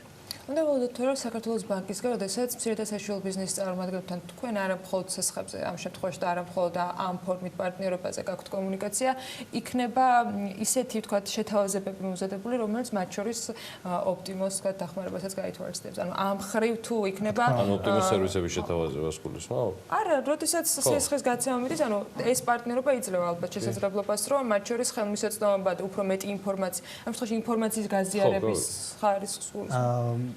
ვფიქრობ მაგ საკითხს რომ დავინტეგრირდეთ ოპტიმოსთან, იმიტომ რომ მნიშვნელოვანია რომ თუ კომპანიას აქვს ყველაფერი თეთრად, ოფიციალურად და ეს ყველაფერი აღრიცხული აქვს და მოწესრიგებული ოპტიმოს სახით, რომ მას საგვანკო პროდუქტებზე წვდომაც გაუადვილოთ და ამაშიც არ დახარჯოს ის დრო, რასაც ეხლა ხარჯავდა. და თუ უზრუნველყოფს კიდე დამატებით სექტორის გაუმჭირვალობას და იმას რაც უაღრესად მნიშვნელოვანია, რაც ჩვენ რისკებსაც ამცირებს ასე ვთქვათ. შესაბამისად, კი, ნამდვილად იქნება ოპტიმო ის ინსტრუმენტი, რომელიც გაუადვილებს საბანკო პროდუქტებზე წვდომას კომპანიას. შეიძლება ერთი ღილაკზე დაჭერითაც კი მოხდეს რაღაც გადაწყვეტილებების მიღება. ფაიფში კიდეა SME-ის მხარდაჭერის თემები დარწმუნებული ვარ ბევრი და კი, აუცილებლად თანდათან შემოგთავაზებთ. ეს ცდილობა იყო რომ რამაც კიდე გეთქვათ. ეს იმას ნიშნავს, რომ გარდა იმისა, რომ ოპტიმოს ამბებს მოვიკითხავთ, რომელსაც იქნება ნიკოლოზ ფოფხაძე იქნება ოპტიმოს ბიზნესის განვითარების ხელმძღვანელი თუ ოპტიმოს სხვა წარმომადგენლები. წინასწარ ვიცით რომ გიორგი არველაძესაც, როგორც საქართველოს ბანკის მცირე და საშუალო ბიზნესის გაყიდვების დეპარტამენტის დირექტორს კიდევ ხშირად ვიხილავთ. ეს ძალიან მნიშვნელოვანია და წარმატებებს გისურვებთ. წარმატებები ოპტიმოს და წარმატებები თქვენ. სულ რამდენიმე წამში კი ახლა ანუკა ჯოხაძე შემოგვერდება, ვიდრე სტუმრებს გავაცილებთ. რუბრიკის სპონსორია M-კვადრატი. Forbes Georgia's ნოემბრის ნომერი გამოსასვლელად ემზადება ამასობაში, რომელიც ტრადიციულად დატვირთულია სხვადასხვა საინტერესო პერსონების ინტერვიუებით, ისტორიებით და რაც მთავარია რეიტინგებით. სანამ ნომბრის უფრო ვრცელ მიმოხილვას შემოგთავაზებთ, BMG-ს გუნდი იქამდე Forbes Georgia's ერთ-ერთ რეიტინგზე გამახულებს ყურადღებას დღევანდელი ეთერისათვის, რომელიც საქართველოს სამშენებლო ინდუსტრიაზე და მსხვილ სამშენებლო კომპანიებს აერთიანებს. რეიტინგი Forbes Georgia-მ Grant Thornton-თან და AB ჯგუფთან თანამშრომლობით შექმნა და ამისთვის ანუკა ჯოხაძე გვერდება, რომ გაგვიზიაროს ეს ყველაფერი. ანუკა დილამშვიდობისა. დილამშვიდობისა ანა გიორგი. შეიძლება ითქვას, რომ სამშენებლო ბიზნესი საქართველოს ეკონომიკის ერთ-ერთი ყველაზე სტაბილური და შემოსავლიანი სფეროა. ფინანსური ანგარიშგებების გასაჯაროების შესახებ ამოქმედებული კანონი თავად სამშენებლო კომპანიებსაც შეეხო. სწორედ რეპორტაჟზე გამოქვეყნებული ანგარიშგებების მიხედვით Forbes Georgia-მ საკონსულტაციო კომპანია AB ჯგუფთან და Grant Thornton-თან თანამშრომლობით მოამზადა საქართველოს სამშენებლო კომპანიების რეიტინგი. სიაში ისეთი კომპანიები მოხვდნენ, რომელთა ძირითადი საქმიანობაც მშენებლობაა. და რომლებიც როგორც საცხოვრებელ სახლებს, ასევე ავტომაგისტრალებსა და გვირაბებს აშენებენ. სია ძირითადად კონტრაქტორი სამშენებლო კომპანიებისგან შედგება, რომლებიც სხვადასხვა დამკვეთებისთვის, ზოგ შემთხვევაში მთავრობისთვის, ხოლო ზოგ შემთხვევაში დეველოპერული კომპანიებისთვის აშენებენ პროექტებს და სხვადასხვა საინჟინრო სამუშაოებსაც ახორციელებენ. სიაში ასევე შეხვდებით იმ დეველოპერ კომპანიებსაც, რომლებიც თავად ახორციელებენ სამშენებლო სამუშაოებს. ისინი სიაში ვარსკვლავი ნიშნით არიან აღნიშნული. სხვა შემთხვევაში რეიტინგში დეველოპერული კომპანიები არ შედიან. საინტერესო კრიტერიუმების ნაწილიც რა ძირითადი მახასიათებლების მიხედვით მოხდა ამ შემთხვევაში ამ რეიტინგში კომპანიების შერჩევა და ამორჩევა, რომლებიც საბოლოო ჯამში ქართული სამშენებლო კომპანიების ერთიან რეიტინგს ქმნიან Forbes-ისთვის. ანა, სამშენებლო სფეროს რეიტინგი სამი ძირითადი კრიტერიუმის მიხედვით შეადგინეს კვლევის ავტორებმა. როგორებიცაა კომპანიის მთლიანი შემოსავალი, წმინდა მოგებისა და აქტივების ზომა. ამასთან რეიტინგში შესული 20 უმსხვილესი სამშენებლო კომპანიის მთლიანმა შემოსავალმა გასულ წარსულ 2018 წელს 1.4 მილიარდ გადააჭარბა. რეიტინგში პირველ ადგილს სამშენებლო კომპანია ანაგი იკავებს. კომპანიამ 2018 წელს შემოსავლის სახით 294,000 ლარი მიიღო, ხოლო მოგებამ 25 მილიონ ლარს გადააჭარბა. ხოლო მთლიანი აქტივების მოცულობა ანაგის შემთხვევაში გასულ წელს 177 მილიონ 833,000 ლარი იყო. ანაკა სხვათა შორის Forbes-ს ნოემბრის ყდა ანაგის გენერალურ დირექტორს ეთმობა, ამას Facebook-თან ჩვენი მკითხველი და მიმდევარი ნახავდა კიდეც კომპანიის 30 წლიან ისტორიაზე წარმატებაზე იქნება საუბარი და როგორი სიახლეები შეგვიძლია რომ ახლა გავუზიაროთ ჩვენს მაყურებელს. დიახ, ამ სტატიასაც გადავავლე, რა თქმა უნდა, თვალი და ბევრი საინტერესო რიცხვის ამოკითხვა მოვახერხე. 3 წლის მანძილზე კომპანიამ ბიუჯეტში 300 მილიონამდე ლარი შეიტანა. მხოლოდ 2018 წელს კი ბრუნვამ 250 მილიონს მიაღწია. ჯგუფის მიერ 30 წლის განმავლობაში დასრულებული ობიექტების რიცხვი 250-ს აღწევს. აქ დასაქმებულთა რაოდენობა კი 3000-მდე ადამიანს ითვლის. ახლა კი რაც შეეხება მეორე ადგილს. ამ პოზიციაზე რეიტინგში ჰუალინგის საერთაშორისო ეკონომიკური ზონაა. კომპანიის შემოსავალმა 2018 წელს 58 მილიონ ლარს გადააჭარბა. მთლიანი აქტივები კი 716 მილიონ 454,000 აჭარბებს. ანკო ჰუალინგის საერთაშორისო ეკონომიკურმა ზონამ 2018 წელს როგორც რეიტინგში ვნახეთ, არა მოგებით, არამედ ზარალი დაასრულა, მაგრამ ეს გითხარი, რამდენი იყო ზარალი? ანა, სწორად გახსოვს, ჰუალინგის საერთაშორისო ეკონომიკურმა ზონამ გასული წელი 6 მილიონ 133,000 ლარიანი ზარალით დაასრულა. სამეულს კი ერთობლივი საწარმო ასფენის საქართველოს ფილიალი ხურავს. კომპანიამ 2018 წელი თითქმის 53 მილიონიანი მოგებით დაასრულა. შემოსავლის რაოდენობამ ამ სამშენებლო კომპანიის შემთხვევაში 128 მილიონ 554,000 ლარს გადააჭარბა, ხოლო აქტივების რაოდენობა საწარმო ასფენის საქართველოს ფილიალის შემთხვევაში 61 მილიონ 683,000 ლარია. მეოთხე ადგილი შეპესე ჩინეთის რკინიგზის 23 ბიუროს ჯგუფის მუდმივ მოქმედ ფილიალს ერგო, რომელიც ძირითადად გზებისა და ავტობანების მშენებლობით არის დაკავებული. კომპანიის მოგებამ 2018 წელს 10 მილიონ 396,000 გადააჭარბა. შემოსავლები კი 129 მილიონ 853,000-ია. აქტივების ოდენობა ამ კომპანიის შემთხვევაში 133 მილიონ 575,000 ლარია. ხუთეულში კი ბოლო ადგილზე შეპესე კორპორაცია სინოჰიდროს ფილიალია საქართველოში. კომპანიის მოგება 2018 წლის განმავლობაში 10 მილიონ ლარს აჭარბებს. შემოსავლები სინოჰიდროს შემთხვევაში 92 მილიონ 500,000-ზე მეტია, ხოლო მთლიანმა აქტივებმა 62 მილიონ 530,000 გადააჭარბა.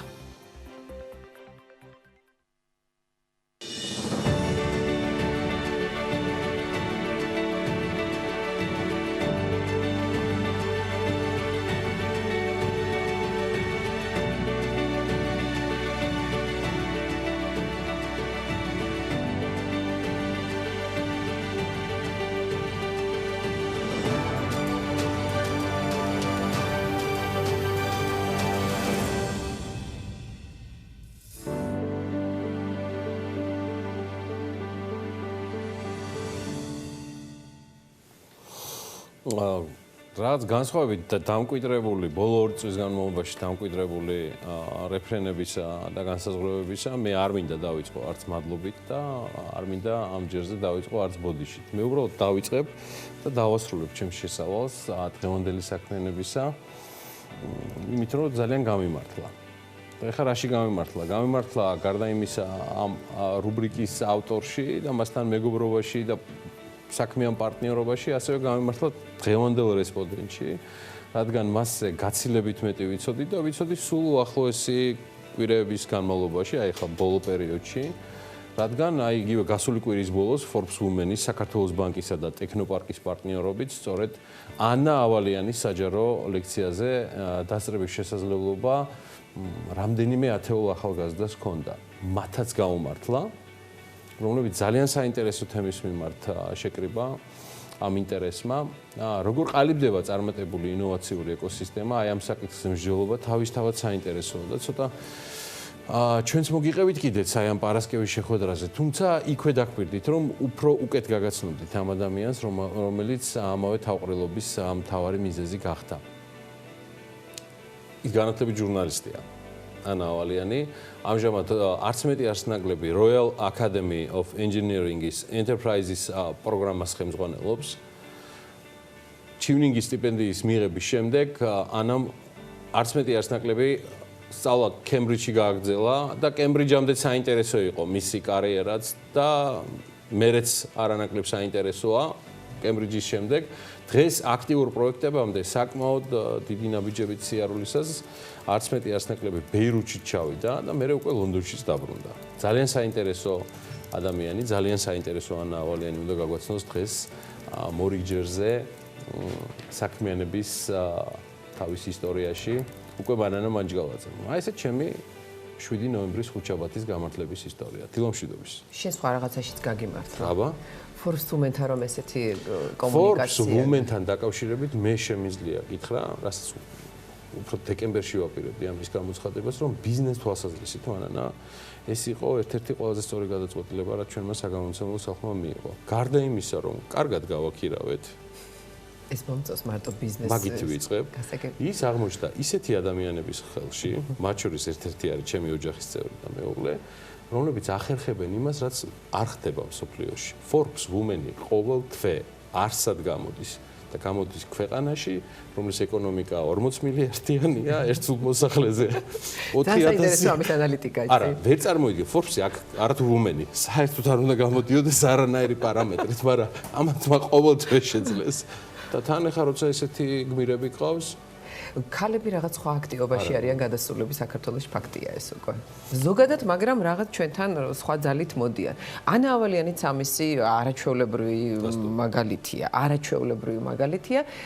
შენ თქვი რომ ლონდონში ცხოვრებამდე, კემბრიჯამდეც იყო ძალიან საინტერესო გზა. კი, ეს ყველაფერი ჟურნალისტიკით დაიწყო, თუმცა ეს იყო ადამიანი, რომელიც მუდმივად სულ ეძებდა, სულ ძიებაში იყო, კვლევაში იყო და ძალიან აინტერესებდა მეცნიერება. უნდოდა რომ ყოფილიყო ბიოლოგი, მაგრამ მისი ცხოვრება არის სულ მოულოდნელი გადაწყვეტილებები. მოულოდნელად გადაწყვიტა, რომ ბიოლოგიას არჩია ჟურნალისტიკა.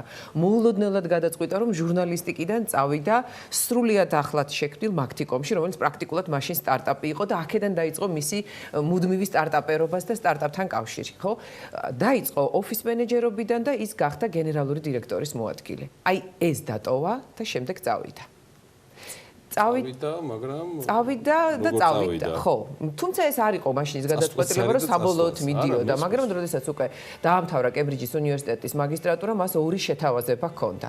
ერთი იყო ტელეკომუნიკაციები, სადაც ის უკვე მუშაობდა და მეორე იყო ზუსტად აი ამ სტარტაპების განვითარება. და აირჩია, რა თქმა უნდა, ის რაც არ იცოდა, არ ჰქონდა გამოცდილება. ზუსტად იქ წავიდა.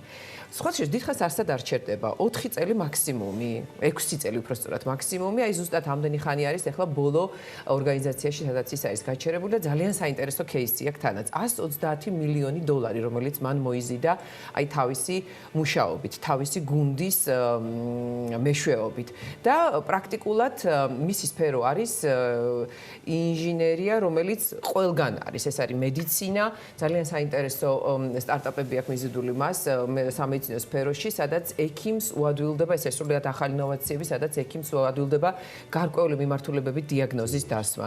ძალიან საინტერესოა, მაგალითად ის ძალიან დიდი გადაცემით ყვებოდა იმ ახალ სამშენებლო მასალაზე, რომელიც სტარტაპერებმა შემოიტანეს, ეს არის მეორადი გადამუშავებით მიღებული მასალები. აი ესე ძალიან, პრინციპში 160-ზე მეტი პროექტი აქვს მარტო ამ უშუალოდ აი ამ სამსახურში და მანამდე მას წარმოიდგინეთ ლონდონის ინოვაციური განვითარების სტრატეგია დააწერინეს და ჩააბარეს.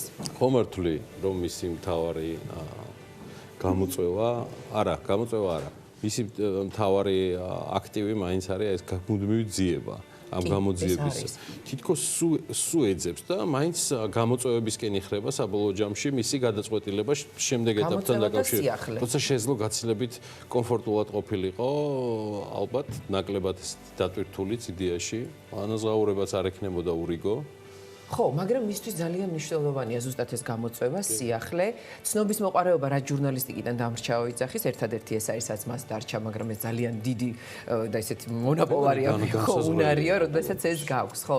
და რაც თავარია ძალიან დიდ მნიშვნელობას ანიჭებს გუნდს და ძალიან მოსწონს, როდესაც ამ გუნდში ყავს ოპონენტები, იმიტომ რომ თulis რომ თანამოაზრეებთან ერთად ყოფნა ძალიან კარგია, მაგრამ ეს ნიშნავს რომ ერთფეროვნად აზროვნებ და ერთფეროვანი სამუშაო მიმდინარეობს. აი, როდესაც ოპონირება ხდება და მუდმივი დამტკიცება ხდება და მუდმივი ოპონირება რატომ არის კარგი, რატომ არის საჭირო და სტარტაპის მიღებისთვის, მოძიებისთვის და შემდეგ მის, ვთქვათ, ბრენდად ქცევისთვის და სოლიდურ კომპანიად ქცევისთვის ეს ძალიან მნიშვნელოვანი არგუმენტები ყოველთვის უნდა გქონდეს. ის ზუსტად ამას უწყობს ხელს.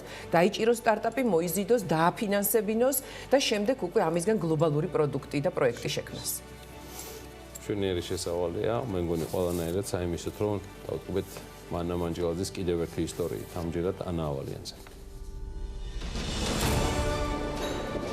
ახლა შეხვედრაზე მიდის. მე აქაური სტარტაპი უნდა ნახოს ინტერვიუ, ისევ შეხვედრა და ბოლოს ქართულ სტარტაპერებთან ლექცია ტრეინინგი, როგორ ყალიბდება წარმატებული ინოვაციური ეკოსისტემა.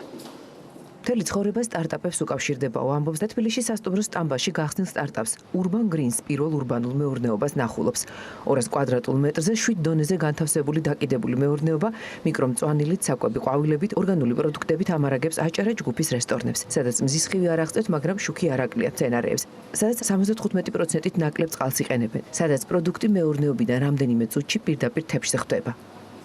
თბილისში მისი საქმიანი შეხვედრები Forbes Women-თან ინტერვიუს შემდეგ დაიგეგმა, როცა საკუთარი გამოცდილების გაზიარების სურვილი გამოთქვა. ამას საქართველოს ბანკის მხარდაჭერა მოყვა. არადა თბილისში საქმიანობა 16 წლის წინ დაასრულა, როცა მაგთის გენერალური დირექტორის მოადგილის თანამდებობა დატოვა და სასწავლებლად კემბრიჯის უნივერსიტეტში გაემგზავრა. ახლა რომ ვუყურებ, როგორ ვიხებ ცხოვრებაში გადაწყვეტილებს, ესე გამოდის, რომ ჩემთვის ეს რადიკალურად განსხვავებული რაღაცების კეთება და უცბად ყველაფრის შემოტრიალება რაღაც სხვა სტიმულს მაძლევს. დატოვა როგორც ამბობენ აწყობილი ცხოვრება, მაღალანაზღაურებადი სამსახური, ცხოვრების საჭე სულ სხვა მხარეს მიატრიალა და ყველაფერი ნულიდან დაიწყო. კომპანიიდან წასვლა არ იყო მარტივი, კარიერის დატოვება არ იყო მარტივი, საქართველოს დატოვება არ იყო მარტივი, მაგრამ მე ჩავთვალე, რომ მე სულ რაღაცა სიახლის ძიებაში ვარ და მინდა რომ სულ რაღაცა ახალი გავაკეთო, რაღაცა ჩემს თავს რაღაცა ახალი გამოწვევები მივცეთ. რადიკალური გადაწყვეტილებების მიღება მაშინ დაიწყო, როცა ბიოლოგიით გატაცებულმა საერთაშორისო ჟურნალისტიკაზე ჩააბარა. მე ისევ მოულოდნელად 96-ში მაგთიკომში მოხვდა. ჟურნალისტიკიდან მხოლოდ ცნობის მოყარეობა გადარჩა. პიონერი მაგთელია, რიგით მერვე თანამშრომელი იყო. ოფის მენეჯერობიდან დაიწყო და გენერალური დირექტორის მოადგილე გახდა. ასე დაიწყო მისი თანაარსებობა სტარტაპერებთან და მისი კარიერული ევოლუციები. დავიწყე როგორც ოფის მენეჯერმა, მე ვმუშაობდი roaming-ის პროექტზე. ამის მერე იყო უკვე voicemail-ი და სპეციალური პროექტებზე, special projects უფრო. voicemail-ი იყო, მერე იყო prepaid, ეს წინასწარი გადახდის მონობარათები და ბოლო საფეხური იყო მაგთიკომის გენერალური დირექტორის მოადგილე. შეიძლება არ გეცნობათ, მაგრამ მერწმუნეთ, მისი ხმა ყველა მიცით. ის მაგთის ხმა იყო. ეს შეტყობინება მაშინ ისრაელში ჩაწერეს. თქვენ დაუკავშირდით მაგთიკომს. მობილური ტელეფონი გამორთულია ან გასულია მომსახურების ზონიდან. ერთ დღესაც ისევ სიახლე მოუნდა და მორიგი მოულოდნელი გადაწყვეტილება მიიღო. ჩინგის სტიპენდია მოიგო და კემბრიჯის უნივერსიტეტში მაგისტრანტი გახდა. ისევ ინოვაციები და ყველაფერი ახალი ტექნოლოგიების დანერგვის, დაფინანსების, სახელმწიფოსთან თანამშრომლობის შესახებ. ეს კურსი ძირითადად იყო ინჟინრებისთვის, რომლებსაც ასწავლიდნენ როგორ ემართათ ახალი ტექნოლოგიები და როგორ გაეკეთებინათ ამ ახალი ტექნოლოგიებიდან წარმატებული პროექტები და როგორ ამაში შექმნათ როგორ შექმნიდნენ ამისგან ეკონომიკურ დოვლათს, ასე ვთქვა, როგორ ახერხებს ყოველთვის რომ იყოს ინოვატორული, როგორ ახერხებს ზრდას, ვთქვა, კადრების ზრდას, როგორ ახერხებს ზრდას ბაზარზე და რა სხვადასხვა მექანიზმები არის საჭირო, რომ ჩაირთოს იმისთვის, რომ საბოლოო ჯამში კომპანია კარგად გაიზარდოს. აკიმის მაღალ სტანდარტებს პირველად და უკანასკნელად შეეხდნენ, როცა თემა აფრიკის ინოვაციურ სისტემებზე არ გამოუვიდა. ეს იყო ცხოვრებაში ჩემი პირველი ორიანი და ყველაზე მტკივნეული ორიანი. მაგრამ ამავე დროს ეს იყო ჩემთვის უდიდესი სტიმული. იმიტომ რომ ჩემს თავთან ძალიან ესეთი ხანგრძლივი და ესეთი საუბარი მქონდა, რომ მე ცხოვრებაში ორიანი არ მიმიღია და ეს იყო პირველი და ბოლო ორიანი. არ იყო ადვილი ისევ აკადემიურ სივრცეში დაბრუნება. არ იყო ადვილი ორ პატარასთან ერთად სწავლა. უნივერსიტეტში ხუმრობით ამბობდნენ, ანა 9-დან 5-მდე სწავლობს, მერე კი დედაა. პირველი სამუშაო ადგილი უნივერსიტეტი გახდა, სადაც მეცნიერებს უნდა დახმარებოდა სამეცნიერო ნაშრომები კომერციულ პროექტებად ექციათ. აქ თეორიული ცოდნა უკვე პრაქტიკული საქმე უნდა გამხდარიყო. 18 თვის შემდეგ ის უკვე ლონდონის მერიაში მუშაობდა, სადაც ინოვაციური სტრატეგიის დაწერა დაავალეს, როგორ უნდა განვითარდეს ლონდონში ინოვაციური ეკოსისტემა. ყველაზე მნიშვნელოვანი იყო ინვესტიციები. ანუ მოზიდვა უცხოური ინვესტიციების, მოზიდვა კომპანიების აი ამ გარკვეულ ნაწილში, ლონდონის გარკვეულ ნაწილში, რომლებიც ქმნიდნენ საინტერესო სამუშაო ადგილებს, მაღალ ანაზღაურებად სამუშაო ადგილებს და ხსნიდნენ research and development R&D ცენტრებს ხსნიდნენ. ეს ძალიან დიდ ეკონომიკურ დოვლათს ქმნის ქალაქისთვის და ქვეყნისთვის. 6 წლის შემდეგ იყო საკონსულტაციო კომპანია, ისევ სტარტაპები და ისევ ინოვაციები. ამ ეტაპისთვის ბოლო გაჩერებაა ბრიტანეთის Royal Academy Engineering-ის 100-კაციანი ინტერფაისის გუნდის ლიდერობა, სადაც 1600 მსოფლიო დონის ინჟინერია გაერთიანებული. ამ ორგანიზაციას აქვს ერთადერთი ფუნქცია ინჟინერია გამოიყენოს იმისთვის, რომ მსოფლიოში არსებული უამრავი პრობლემა გადაჭრას. მოძებნოს მოიზიდოს სტარტაპები, მოიძიოს ინვესტორები, ჩართოს სახელმწიფო და სტარტაპი აქციოს გლობალურ კომპანიად. 1 წლის განმავლობაში ვეხმარებით დაახლოებით 50 ესეთ ინოვატორს, ასე ვთქვათ, მაგრამ ჩვენ ამ ყველაფერს დაახლოებით 6 წელი უკვე ვაკეთებთ და სადღაც 160 ინჟინერს დავეხმარეთ ან კარიერის შეცვლაში, ან საინტერესო ახალი გადაწყვეტილებების მიღებაში, ახალი პროდუქტების შექმნაში და რაც თავარია კომერციული წარმატების მიღწევაში. ის ერთგვარი შუარგოლი და ფილტრია, შეერჩიოს განსაკუთრებული სტარტაპი, რომლის ანალოგი არ არსებობს და საჭიროა დედამიწელებისთვის ან თავად დედამიწისთვის. მასთან სულ სიახლე, ამიტომ ფიქრობს, რომ ზუსტად იქ არის, სადაც უნდა იყოს და აკეთებს იმას, რაც სიამოვნებს და მოსწონს. თუმცა 2 წლის წინ საკუთარ თავს ახალი დისციპლინები წამოუყენა. მეილებს დილით ძაღლის გასეირნების დროს კითხულობს და ისე მიდის ოფისში. ის 1 საათი კი, რომელსაც ტრანსპორტში ატარებს, კითხულობს და უსვენს ყველაფერს, რაც სამსახურს არ უკავშირდება. კიდევ ერთი, მუშაობს მხოლოდ იმ გუნდთან, რომელიც მოსწონს. გუნდიდან მიდიან საინტერესო ადამიანები და მიდის ისიც. ახლა ამ ყველაფერს თბილისში ტექნოპარკში შეკრებილებს უყვება და უზიარებს. კიდევ ერთი, რასაც ხმამაღლა ფიქრის დროს გვეუბნება, უნდა რომ უკან მოხედვისას დაინახოს რა გააკეთა. ჩემთვის ერთ-ერთი ყველაზე მნიშვნელოვანი ის არის, რომ რასაც მე ვაკეთებ, ამ რაღაც კვალი დატოვოს. და თვითონ ის ფაქტი, რომ მე შემიძლია ალბათ 15-20 წლის შემდეგ მოვიხედო უკან და ვთქვა, რომ აი ეს ყველაფერი ჩემი წვლილიც არის ამ ყველაფერში, ეს ძალიან მნიშვნელოვანია და ემოციურადაც ძალიან დაკავშირებული ვარ ამ ბევრ პროექტთან. თუმცა თუ Google-სა და Forbes Women-ს დავესაზღებით, გაკეთებული რიცხვებში უკვე ჩანს.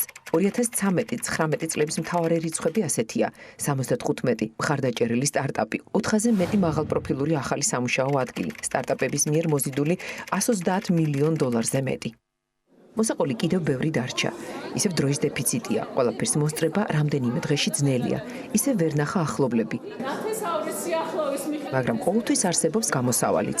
ისინი მოვიდნენ ანასთან და ესეც ნათესაური ფოტო. ეს კი უკვე საქმიანი.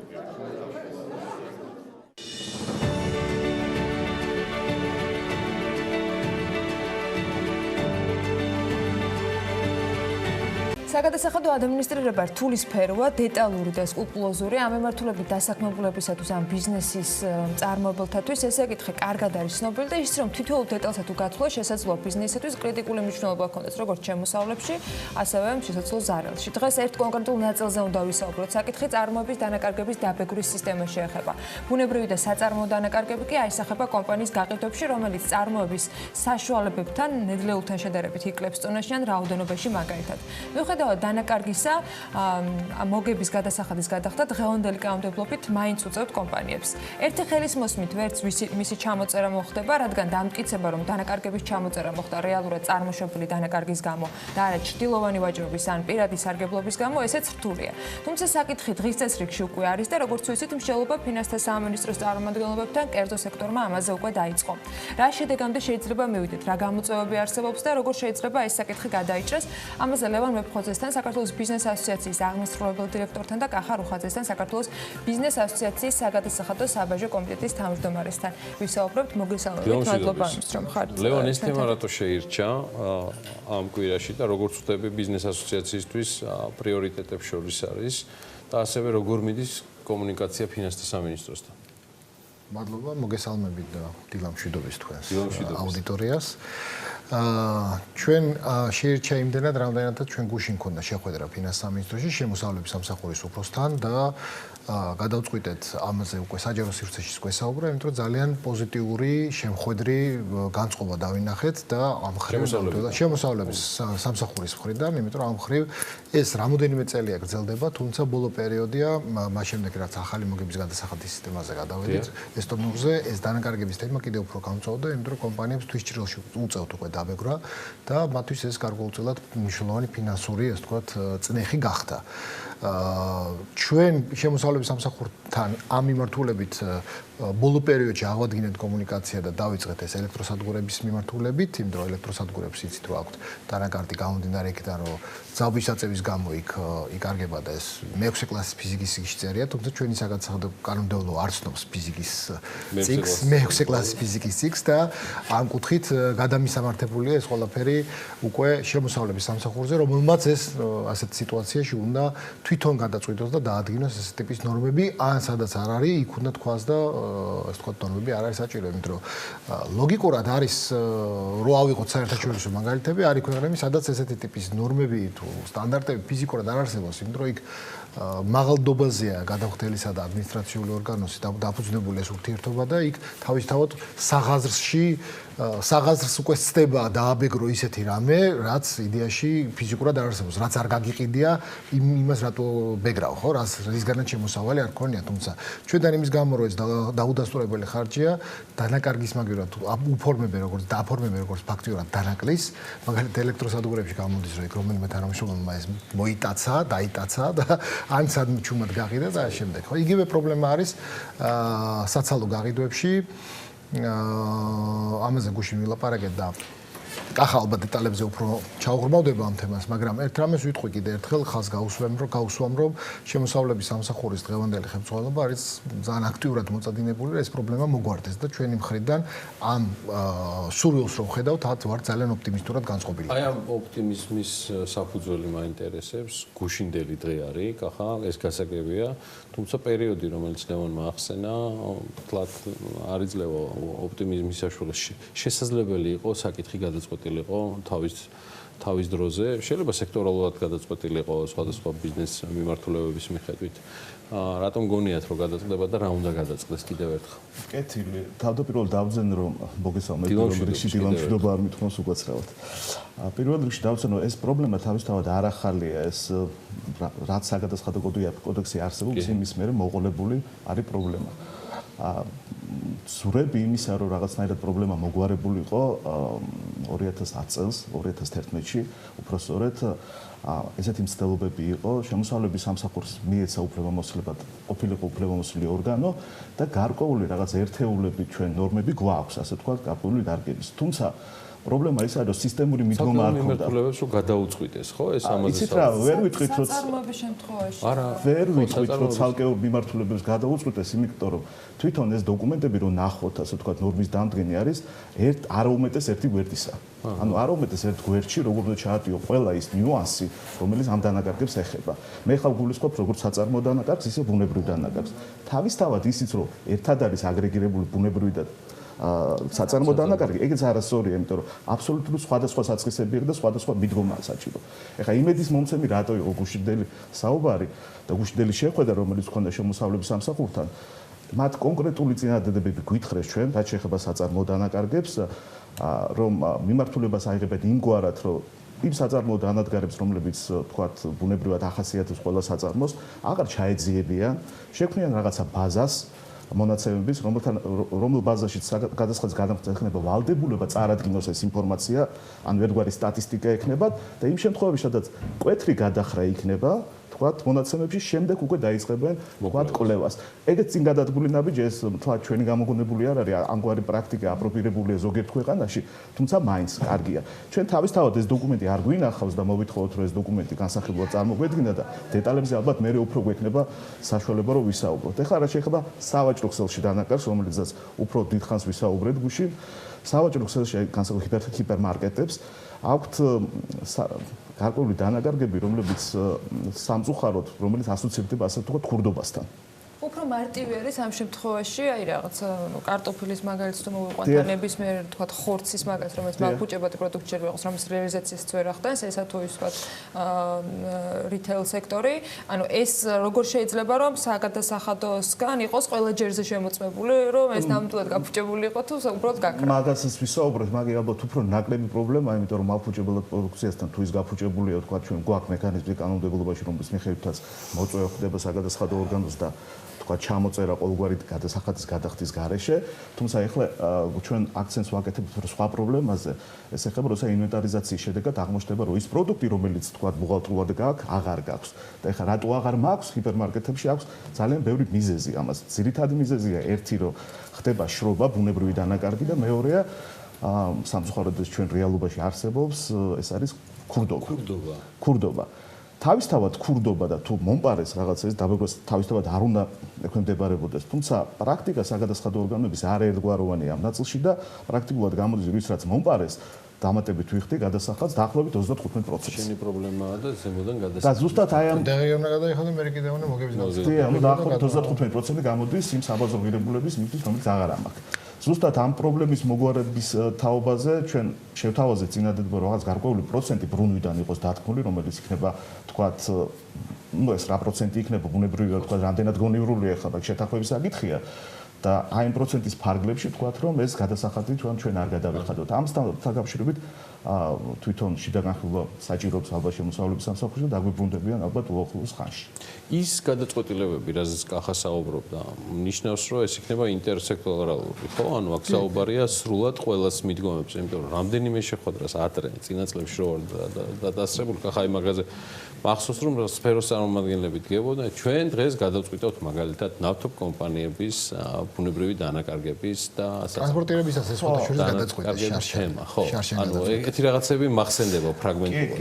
იყო ეს დროის ნორმებიც გვაქვს, თხილის შრობის ნორმაც გვაქვს, თუმცა მე მაინც ვფიქრობ, რომ ამას უფრო სისტემური მიდგომა ჭირდება და რა არა ისე, თქვათ, შემოსავლების სამსახურის ან კერძო გადასახადის განხილვის კერძო ინიციატივით ხდებოდეს ამგვარი რამ.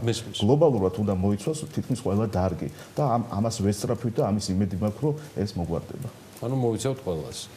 სურვილი ამგვარია და ნახოთ როგორც ადმინისტრაციული ორგანო, ოღონდ თავარი მანდა არის ერთი რომ ყველაზე კაცლებით ადვილი იქნებოდა რომ ადმინისტრაციულ ორგანოს ქონდეს კომპეტენცია თვითონ ამ სფეროში ჩაეძიოს და შეისწავლოს საკითხი, მაგრამ ეს ხო წარმოუდგენელია. ხო, ну შეგეთი რამე წარმოუდგენელი ნიშნავს ადმინისტრაციულ ორგანო უნდა პრაქტიკულად ყველა სფეროდან უნდა მოიყვანოს ადამიანები დასვას შეასწავლოს ადმინისტრება ამ გადასახადების და აი ესეთი შერწყმით უნდა ყავდეს წარმოუდგენელია, შეუძლებელია სამწუხაროდ. მით უმეტეს დავზეს შემოსავლების სამსახური, რომელიც აბსოლუტურად სხვა ფუნქცია აქვს. სპეციალისტი მეგობრებო, ვადებში როგორ ელით ამ თემას, ვიცი რომ თქვენ არ დააკლებთ გადადებას არავის აღარ დააცლით, მაგრამ ის ოპტიმიზმი, რომელიც გუშინ დაფიქსირდა, თქვათ ვატოლაშკარაძის უწყების ქვეშ, რეალურად რა ვადებს უყურებს თქვენი აზრით? ჩვენ შევთანხმდით რომ დაახლოებით 2 კვირაში შევხვდებით ერთხელ.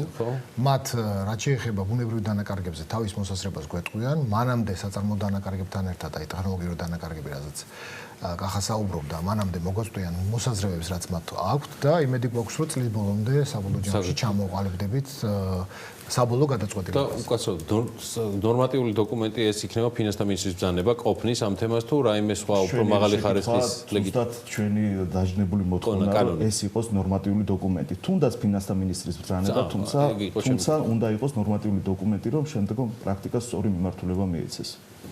დიდი მადლობა, ურმესი მადლობა სიახლისთვის საქართველოს ბიზნეს ასოციაციას და მის აღმასრულებელ დირექტორს ლევან ვეფხვაძეს, მასთან ერთად ასევე გსტუმრობდა კახა რუხაძე, იგი ბიზნეს ასოციაციის საგადასახადო საბაჟო კომიტეტის თავმჯდომარეა, სტუმრებს გავაცილებთ და უკვე ჩვენი ტრადიციული რუბრიკით ლევან თაღიაშვილი დაგვიბრუნდება, BTU-ს დრო დგება საქმიანი დილაში.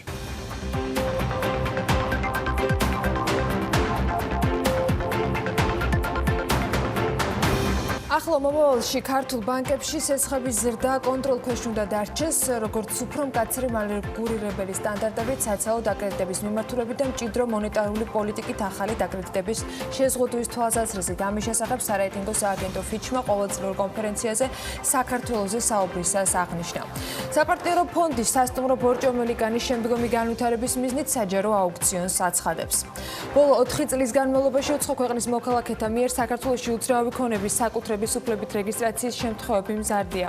მიგრაციის სამთავრობო კომისიის მიერ გამოქვეყნებულ საქართველოს 2019 წლის მიგრაციის პროფილში აღნიშნულია, რომ ბოლო 4 წლის განმავლობაში უცხო ქვეყნის მოქალაქეების მიერ შეძენილი უძრავი ქონების 40% რუსეთზე მოდის. რუსეთის მოქალაქეები ლიდერობენ საქართველოში გაცემული მუდმივი ბინადრობის მოწმობის რაოდენობითაც 2018 წლის 31 დეკემბრის მონაცემებით ქვეყანაში მუდმივი ბინადრობის მოწმობა 20811 უცხოელს აქვს მინიჭებული, საიდანაც 44% რუსეთის მოქალაქეზე გაიცა. ახალქალაქის მუნიციპალიტეტში ოკამის ვულკანური წიდის საბადოდან ვულკანური წიდის მოსაპოვებლად 5 წლის ვადით გაიცემა ლიცენზიები. TBC-მ და საქართველოს მთის კურორტების განვითარების კომპანიამ პარტნიორობის ხელშეკრულება გააფორმეს. კომპანიებს შორის 3 წლიან თანამშრომლობასა და მთის კურორტების მომავალი გეგმების ერთობლივად განხორციელებას ითვალისწინებს ეს შეთანხმება. საერთაშორისო ჯგუფ ვიონის წევრი ბილაენი მომხმარებელს კი ახალი სატარიფო ხაზის ყველაფერი მაქსიმის განახლებული ტარიფებით შეთავაზებაზე აცხადებს. ყველაფერი მაქსიმუმ მომხმარებლების სხვადასხვა საჭიროებაზე მორგებულ 4 პაკეტს მოიცავს. ქართული ლუდის კომპანია ჩინეთის საერთაშორისო იმპორტის ექსპო 2019-ში იღებს მონაწილეობას საშუალოდ გამოფენაზე 151 სხვადასხვა ქვეყნის წარმომადგენელი იყრის ჩვეულად თავს, ძირითადად აზიის და ევროპის ქვეყნებიდან მას საშუალოდ 800,000 უნიკალური სტუმარი ჰყავს.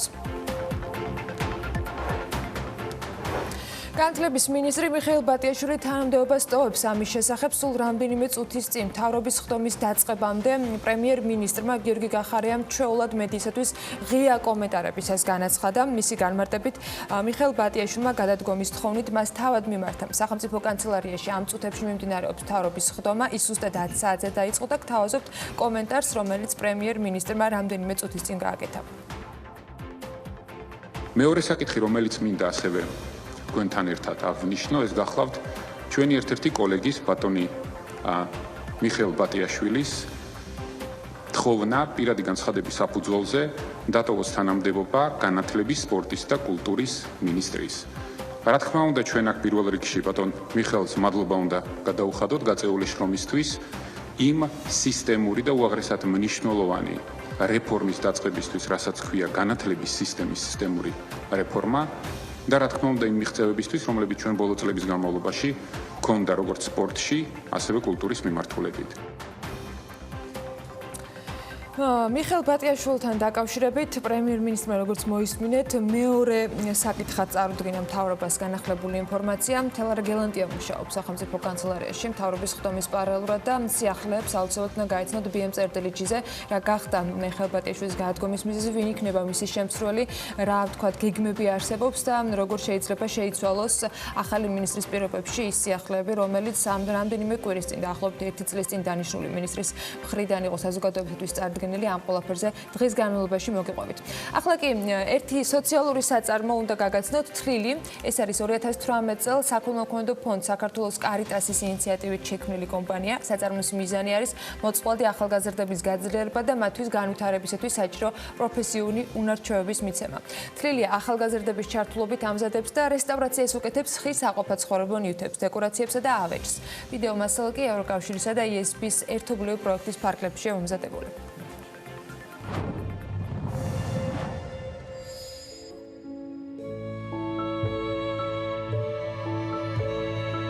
სოციალური საწარმო თლილი დაარსდა 2018 წელს და მისი მისია არის კანონთან კონფლიქტში მყოფი ახალგაზრდებისა და პრობაციონერების განვითარება, მათთვის პროფესიული უნარების მიცემა, რათა მათ დამოუკიდებელი ცხოვრება შეძლონ და დაბრუნდნენ საზოგადოებაში, როგორც მისი სრულფასოვანი წევრები. ყველაფერი იმით დაიწყო, რომ გვაჩუქეს ხის პალეტები და მეუსაფარ ბავშვთა სახლის ბავშვებთან ერთად გადავწყვეტეთ გაგვეკეთებინა ეზოსთვის ჩვენი ავეჯი.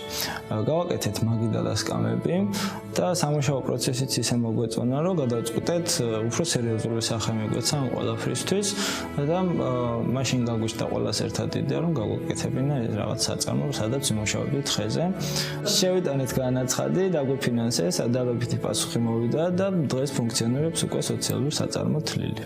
ამჟამად საწარმოში მუშაობს 5 ადამიანი და ვაწარმოებთ სხვადასხვა ტიპის ხის ნაკეთობებს, საწოლებს, გარედაში და გამოყენების ავეჯს, სათამაშოებს, ხის თაროებს, სანათებს და სხვა ნაკეთობებს.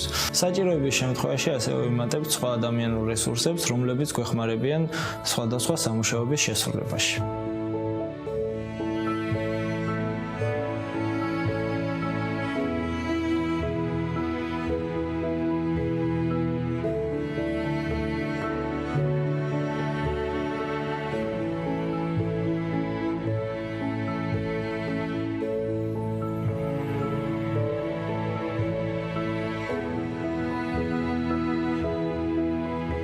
თლილი ჩემთვის არის ახალი შესაძლებლობების პატარა სივრცე, სადაც მეგობრულ გარემოში ადამიანები აკეთებენ საყვარელ საქმეს.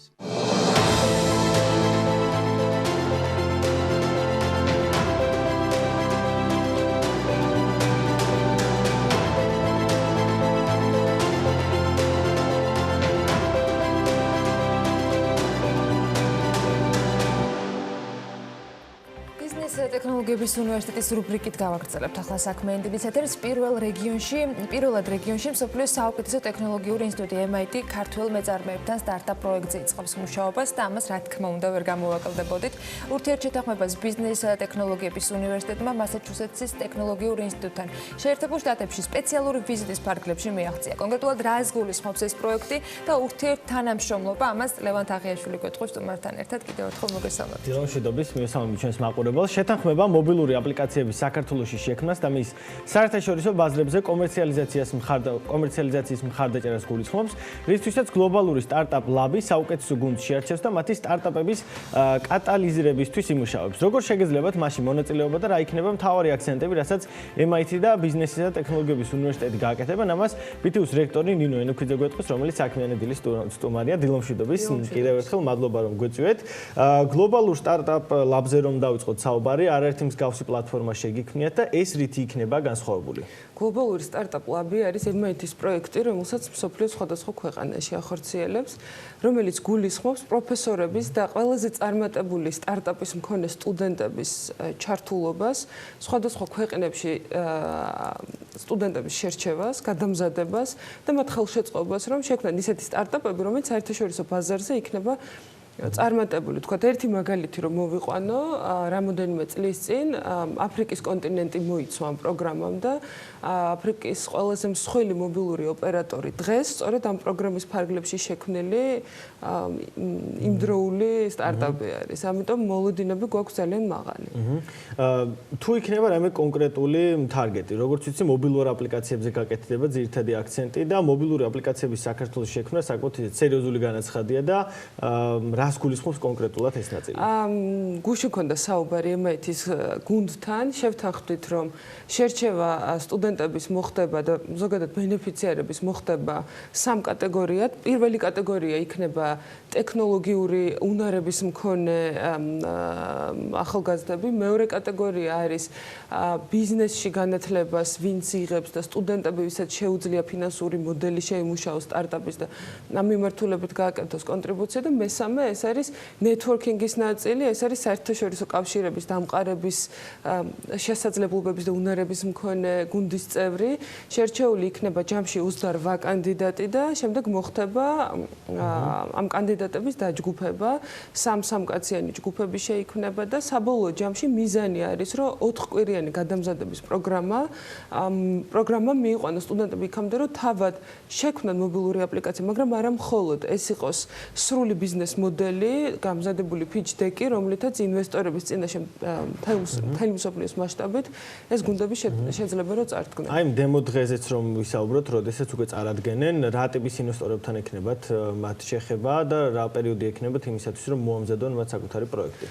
დემო დღის ფარგლებში შემუშავებული pitch deck-ი გავრცელდება როგორც საქართველოს მასშტაბით, საქართველოს ფარგლებში არსებული სხვადასხვა ფონდების და დონორი ორგანიზაციების წინაშე, ასევე ის გაიგზავნება MIT-ის პარტნიორ ორგანიზაციებთან და angel ინვესტორებთან უმეტესად და შემდეგ უკვე დავალოდებით შედეგებს იმედი გვაქვს, რომ ინტერესი საკმაოდ მაღალი იქნება. პროგრამა იწყება 8 იანვარს, შერჩევა ამ პროგრამაზე და სარეგისტრაციო ბმული იხსნება ორშაბათიდან, შემდეგი კვირის ორშაბათიდან და გაგრძელდება 3 კვირის განმავლობაში. ამიტომ ველოდებით პროგრამის დაწყებას. მაინტერესებს ნინო, MIT კონკრეტულად როგორ იქნება ჩართული? მათი წარმომადგენლები ჩამოვლენ, ისინი ჩაუტარებენ ტრენინგს თუ უბრალოდ ეს პარტნიორობა შედგება იმ ნაწილისგან, რომ მათ გაიგზავნებათ ამ სტარტაპის შესახებ ინფორმაცია და შემდეგ შედგება მათ. არა, MIT-ის ჩართულობა არის მაქსიმალური. MIT-დან ჩამოდის 4 კაციანი ჯგუფი, რომელიც 4 კვირის განმავლობაში იქნება საქართველოში და რომელიც ყოველდღიურად სრულ განაკვეთიან რეჟიმში იმუშავებს შერჩეულ მონაწილეებთან იმისთვის, რომ დაატრენინგოს, მოამზადოს მათი სრული ბიზნეს მოდელი, მოამზადოს ეს pitch deck-ი და რასაც სტარტაპების დემო დღე წარიმართოს მათი აქ ყოფნის ფარგლებში. როდესაც ვეცნობოდი ამ პროგრამის შესახებ ინფორმაციას, იქ ეწერა, რომ სტატისტიკურად ლაფში შექმნილი სტარტაპების 72% წარმატებით ინარჩუნებს მდგრადობას საერთაშორისო ბაზრებზე. საინტერესოა თქვენი ხედვით, როგორ ახერხებს ამ ყველაფერს ეს ლაბი, რადგან ეს რიცხვი ამ სტარტაპების კუთხით რო შეხვდოთ, ძალიან დიდი არის, იმიტომ რომ ხშირად ამბობენ ხოლმე, რომ აი 80-90% ფეილდება ხო სტარტაპების. ამ შემთხვევაში როგორ ხდება, რომ ასეთი მაღალი მაჩვენებელი არის, რის გამოც ცხადია აირჩიეთ MIT როგორც პარტნიორი? ალბათ ეს არის ერთ-ერთი მთავარი მიზეზი, რატომაც MIT მსოფლიოში ყველაზე მაღალ რეიტინგული უნივერსიტეტი არის. ნებისმიერ სარეიტინგო სისტემაში, სადაც არ უნდა შევამოწმოთ ეს.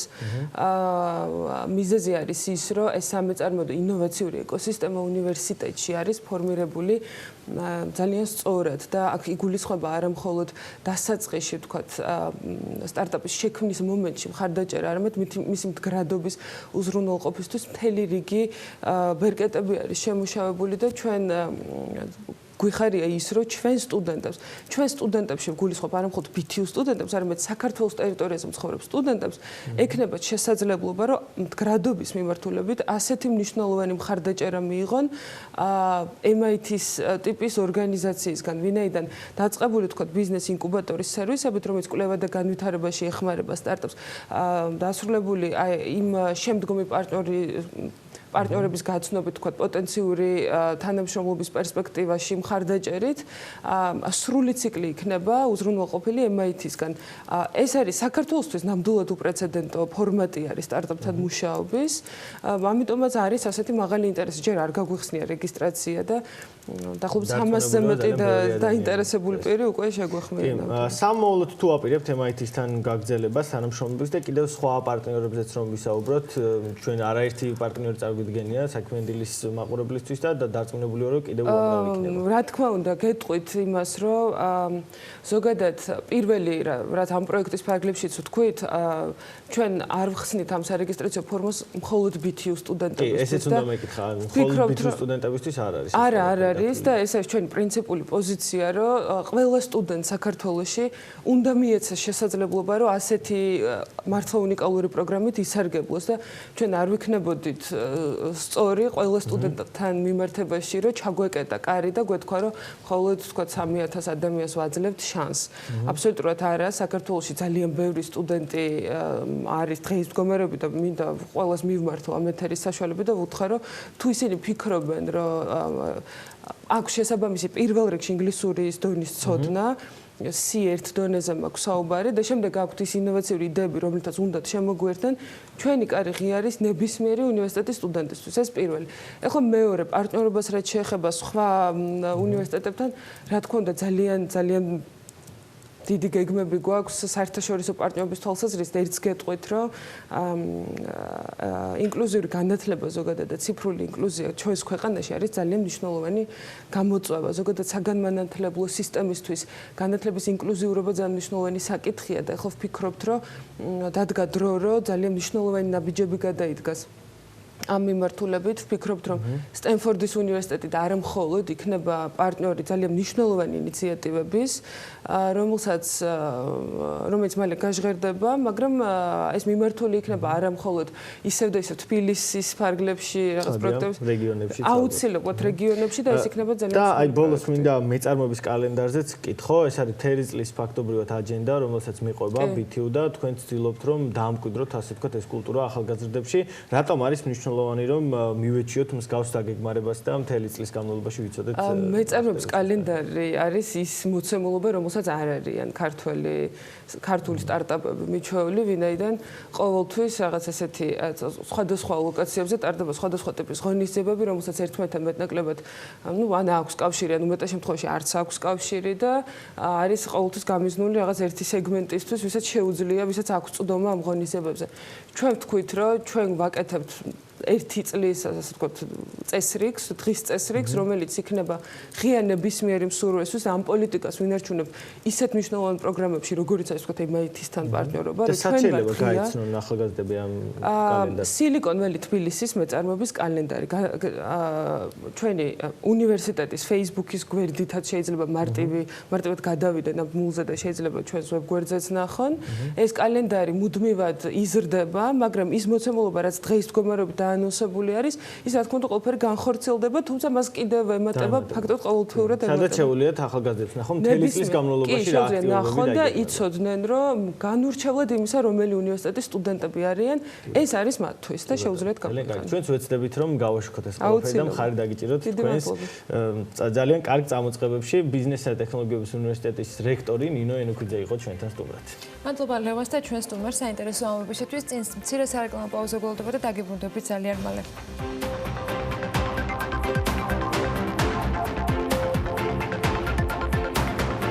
რატომ არის სამოქალაქო განათლების სწავლება საჭირო და რამდენად ხარისხიანად ისწავლება ის დღეს? სწორედ ამ თემაზე უნდა ვისაუბროთ სტუმრებთან ერთად საქმიანი დილის ბოლო ბლოკში და გეტყვით, რომ მაღალი სამოქალაქო ცნობიერების მქონე მოქალაქეების გარეშე შეუძლებელია ქვეყანაში დემოკრატიის განვითარება. ამიტომ მნიშვნელოვანია, რომ მომავალ თაობას კარგად ჰქონდეს გაცნობიერებული როგორც საკუთარი უფლებები, ასევე მოვალეობებიც.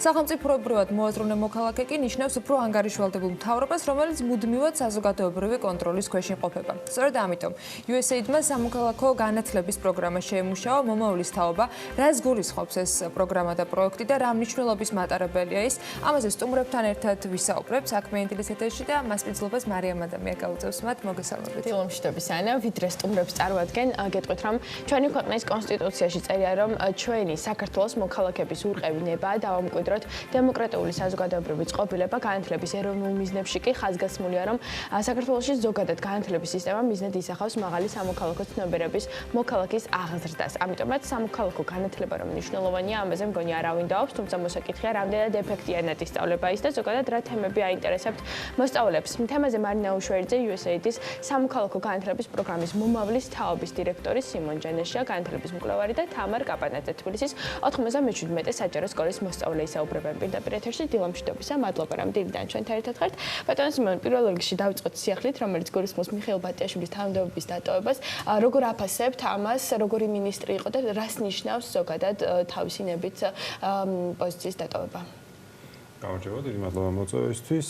სულ ახლა ხანს იყო მასწავლებლის ეროვნული ჯილდოს დაჯილდოება და შევხვდი მიხეილ ბატიაშვილს და უცნაური ის იყო ამ ამბავში, რომ უკვე მეორედ ესწრებოდა ამ დაჯილდოებას და ეს გამონაკლისია ჩვენ მინისტრებში, იმიტომ რომ წელიწადში ერთხელ იცვლებიან ხოლმე და ვერ ასწრებენ, აი ორჯერ ერთი და იგი რაღაცა საქმის დასაწყისში და ასე ვთქვათ შუაში მონაწილეობასაც კი. ამიტომაც ჩვენი მინისტრები იშვიათად იღებენ ხოლმე ისეთ გადაწყვეტილებებს, რომელიც სხვა მინისტრის განსახორციელებელი იქნება და ეს ხშირი ცვლილებები შესაბამისად ხელს უწყობს იმას, რომ სისტემა არის ძალიან ასე ვთქვათ შენელებული, ძალიან სულად ვითარდება და პასუხისმგებლობებიც არ გადადის ხოლმე ერთი მინისტრიდან მეორეზე და ეს ზოგადად არის დიდი პრობლემა. და ზოგადად როგორი მინისტრი სჭირდება დღეს განათლების სისტემას? განათლების სისტემა სჭირდება გამბედავი მინისტრი, მცოდნე მინისტრი და რა თქმა უნდა ისეთი მინისტრი, რომელსაც აქვს ხედვა და არ არის უბრალოდ რაღაცა ტექნიკური საქმეების შემსრულებელი, ანუ ადამიანი, რომელიც ხედავს როგორი შეიძლება იყოს ჩვენი სისტემა, ჩვენი საზოგადოება 10-20 წლის შემდეგ.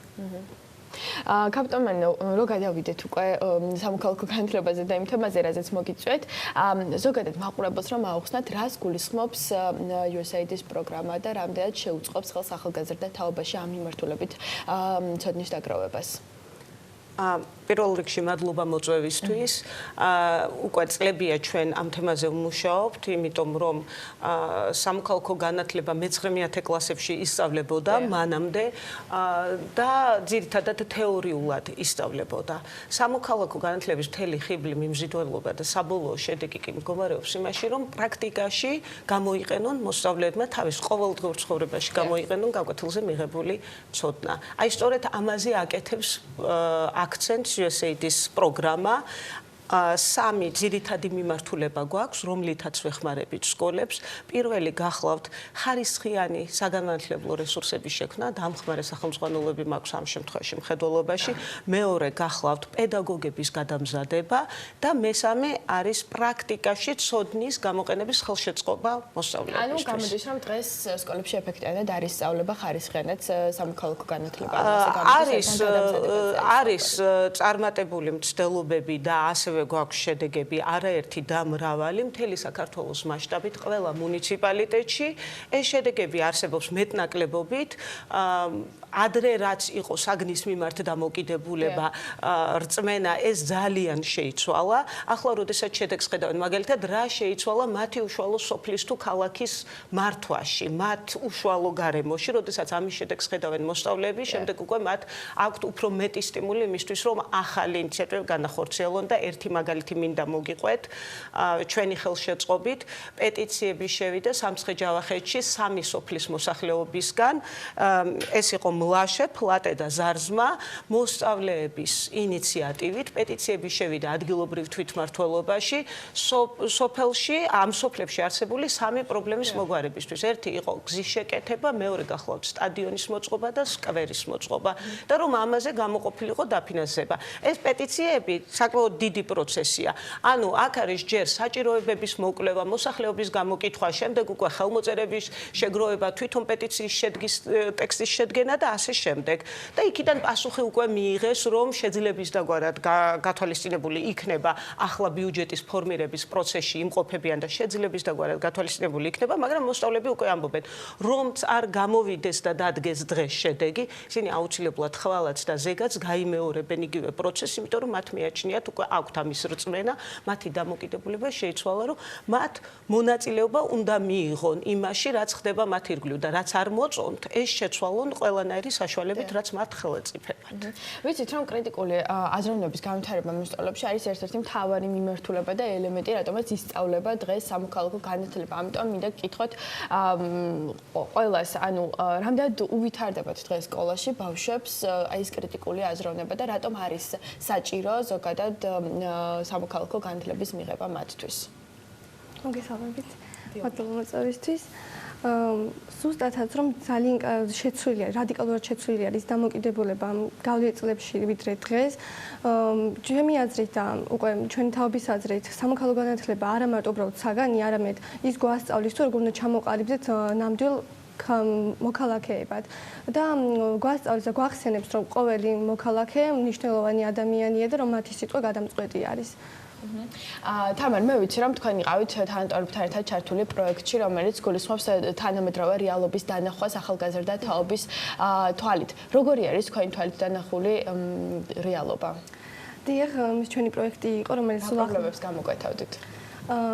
პრობლემები იყო ჯანსაღი ცხოვრებასთან დაკავშირებით. ისინი ახალგაზრდები ამბობენ, რომ აქტიურად არიან უკვე ჩართულები ჯანსაღი ცხოვრების პოპულარიზაციაში, თუმცა მათ სჭირდებათ კიდევ მეტი ადგილი, სადაც მოახერხებენ ჯანსაღი ცხოვრების პოპულარიზაციას. ასევე იყო წერიქართულად ამასაც უკავშირდებოდა ისინი ამ ქართულ ენის დაცვაზე ფიქრობენ, რომ ბარბარიზმებისგან დავიცვათ. ასევე ახალგაზრდებს სურთ ის შესაძლებლობები და ადგილები ჰქონდეთ, რომ საკუთარი შემოქმედება, ის რაც მათ უყვართ და სიამოვნებას ანიჭებთ, ამ ხრივაც თავი გამოიჩინონ და რეალიზაცია მოახდინონ საკუთარი თავის. ასევე იყო ჯანსაღი ცხოვრებასთან მიმართებაშიც და საგზაო წესების გახშირებული არის, როგორც მოგეხსენებათ, საგზაო შემთხვევები და ამ ხრივაც ისინი მოუწოდებენ, რომ დავიცვათ ჩვენი საგზაო წესები და მეტი უსაფრთხოება მოვიცვათ. ისევე გადაუჭრე პრობლემად რჩება ბულინგი, არაძალადობას და ამ მიმართებაშიც კი ახალგაზრდები თავიანთ თანატოლებს მოუწოდებენ, რომ მეგობრული ურთიერთობები შევინარჩუნოთ და კაპიტანი, თქვენ შევთ დაკვირვებული ხართ ამაზე და ამიტომ მინდა გკითხოთ, რა აინტერესებთ ზოგადად ახალგაზრდა თაობას და როგორ მუშაობენ ამ თემებზე? უამრავი თემა, რაც მათ აინტერესებთ, ხშირ შემთხვევაში ეს კავშირშია სამოქალაქო განათლებასთან, მაგალითად თამარმა აღნიშნა ძალადობის საკითხი თანატოლებში და ეს თემა ტრადიციულად გვაწუხებს ჩვენ საქართველოში, მაგრამ მე ვფიქრობ, რომ ცვლილებები ახლა არის მენტალიტეტში. ანუ ის, რომ შეტყობინების გაკეთება, ის, რომ თავიდანვე, როდესაც ხედავ, რომ დანაშაული მწიფდება, თავიდანვე ამაზე რეაგირება, ჯერ საკუთარი ძალებით, თუ რამე შეგიძლია რომ იქვე თქვა, ისე რომ შენ ფიზიკურად არ დაზიანდე, რა თქმა უნდა, ეს არის პირველი გამოსავალი. თუ ხედავ რომ შენ ეს არ შეგიძლია, იმის გამო რომ ვინმემ არ დაგარქვას ჩამშვები, შენ არ უნდა დახუჭო თვალი დანაშაულზე. იმიტომ რომ ესეთი ამბები, ვთქვათ, დანაშაული, კრიმინალური შემთხვევები ერთ წუთში არ ხდება, არამედ მწიფდება მანამდე, განსაკუთრებით ახალგაზრდებში. ეს ყველას გამოგვიცდია ჩვენს ალბათ ჩვენ მოზარდობაში და ამიტომ აი მენტალიტეტში ძალიან ბევრი ცვლილება შედის ასეთი მოქმედების შესახებ. აი როდესაც კრიტიკულ აზროვნებას ასწავლი ადამიანს, შემდეგ უკვე მას საკუთარი განჯის უნარი, ასე ვთქვათ, უძლიერდება, ანალიტიკური აზროვნება უძლიერდება და მას უკვე შეუძლია თვითონ გამოიტანოს დამოუკიდებლად ამა თუ იმ მოვლენიდან დასკვნები და მას ჰქონდეს დამოუკიდებელი წარმოდგენა და არა ის, რასაც გარედან უკარნახებენ. ანუ გარედან რო ეტყვიან, რომ შენ ხარ ჩამშვები, თუ იტყვი, რომ რაღაც გარჩევაზე მიდის ამდენი და ამდენი შენი თანატოლი, შენ ხარ ჩამშვები, ის იტყვის, რომ მე არ ვიცი ვისთვის ვარ ჩამშვები, მაგრამ მე მიმაჩნია, რომ ეს გასაკეთებელია და მე ეს უნდა ვთქვა, იმიტომ რომ ხვალ დადგება მძიმე შედეგი. ამიტომ ეს ერთ-ერთი თემა, რა თემები აინტერესებთ, ყველაფერი ახლა თამარმა აქ რაც აღნიშნა, ვიცი რომ ფოტო გამოფენა მოაწყო თბილისის 97 სკოლამ და ამის მეშვეობით გამოხატეს. ანუ ვიღაცა თუ პეტიციის მეშვეობით გამოხატავს, ვიღაცა თუ თქვა საგზაო უსაფრთხოებაზე მიდის და შესაბამის უწყებას გადასასვლელის დახაზვაზე ესაუბრება, ხო? ამ ბავშვებმა ფოტო გამოფენაში ასახეს ეს თემატიკა და თუ გაქვთ ამის ფოტოები, თამარი მეც მოყვება ამის შესახებ, რომ ანუ მათ უნდათ გადაეღოთ ფოტოები, რომლებიც საუბრობს, რომლებიც ჩვენამდე მოაქვთ გზავნილი და აი ამ ფოტოებში მე დავინახე ყველა ის პრობლემა, რაც მათ აწუხებთ. ყველა შეიძლება არ იყოს სიტყვიერად მჭევრმეტყველი, მაგრამ თქვათ აი შემოქმედების მეშვეობით მოიტანონ ეს ფართო საზოგადოებამდე. სიმონ, დღეს რაც გამოკვეთავდით მთავარ პრობლემად სკოლაში და ზოგადად განათლების სისტემაში და როგორ არის შესაძლებელი ამ ყველაფრის მოგვარება? ძალიან რთული კითხვა და ფართო თემაა დავდოთ, მაგრამ ძალიან ბევრი პრობლემაა და მათ შორის მთავარი ესეთი მეორე ხარისხოვანის გამოკვეთა ხშირად გვიჭირს ხოლმე და ამიტომ ხანდახან კონცენტრირებას ვაკეთებ უმნიშვნელო რაღაცეებზე, მე ვთქვათ, შეიძლება მაგალითად მშობლების დიდი ენერგია წაიღოს იმან, რომ მასწავლებლს დაამტკიცოს, რომ მის შვილს სჭირდება რაღაც ნიშანი, იმის ნაცვლად, რომ მაგალითად მშობელი და მასწავლებელი ერთად მსჯელობდნენ დიდი ხნის განმავლობაში იმაზე, მაგალითად რა შეიძლება გაკეთდეს სკოლის გაუმჯობესებისთვის და ასე შემდეგ. ანუ ერთ-ერთი პრობლემა არის ის, რომ სკოლები და ზოგადად სისტემა ძალიან ნელა ვითარდება. ძალიან ნელა ვითარდება არა მხოლოდ იმიტომ, რომ მინისტრები იცვლება, არამედ იმიტომ, რომ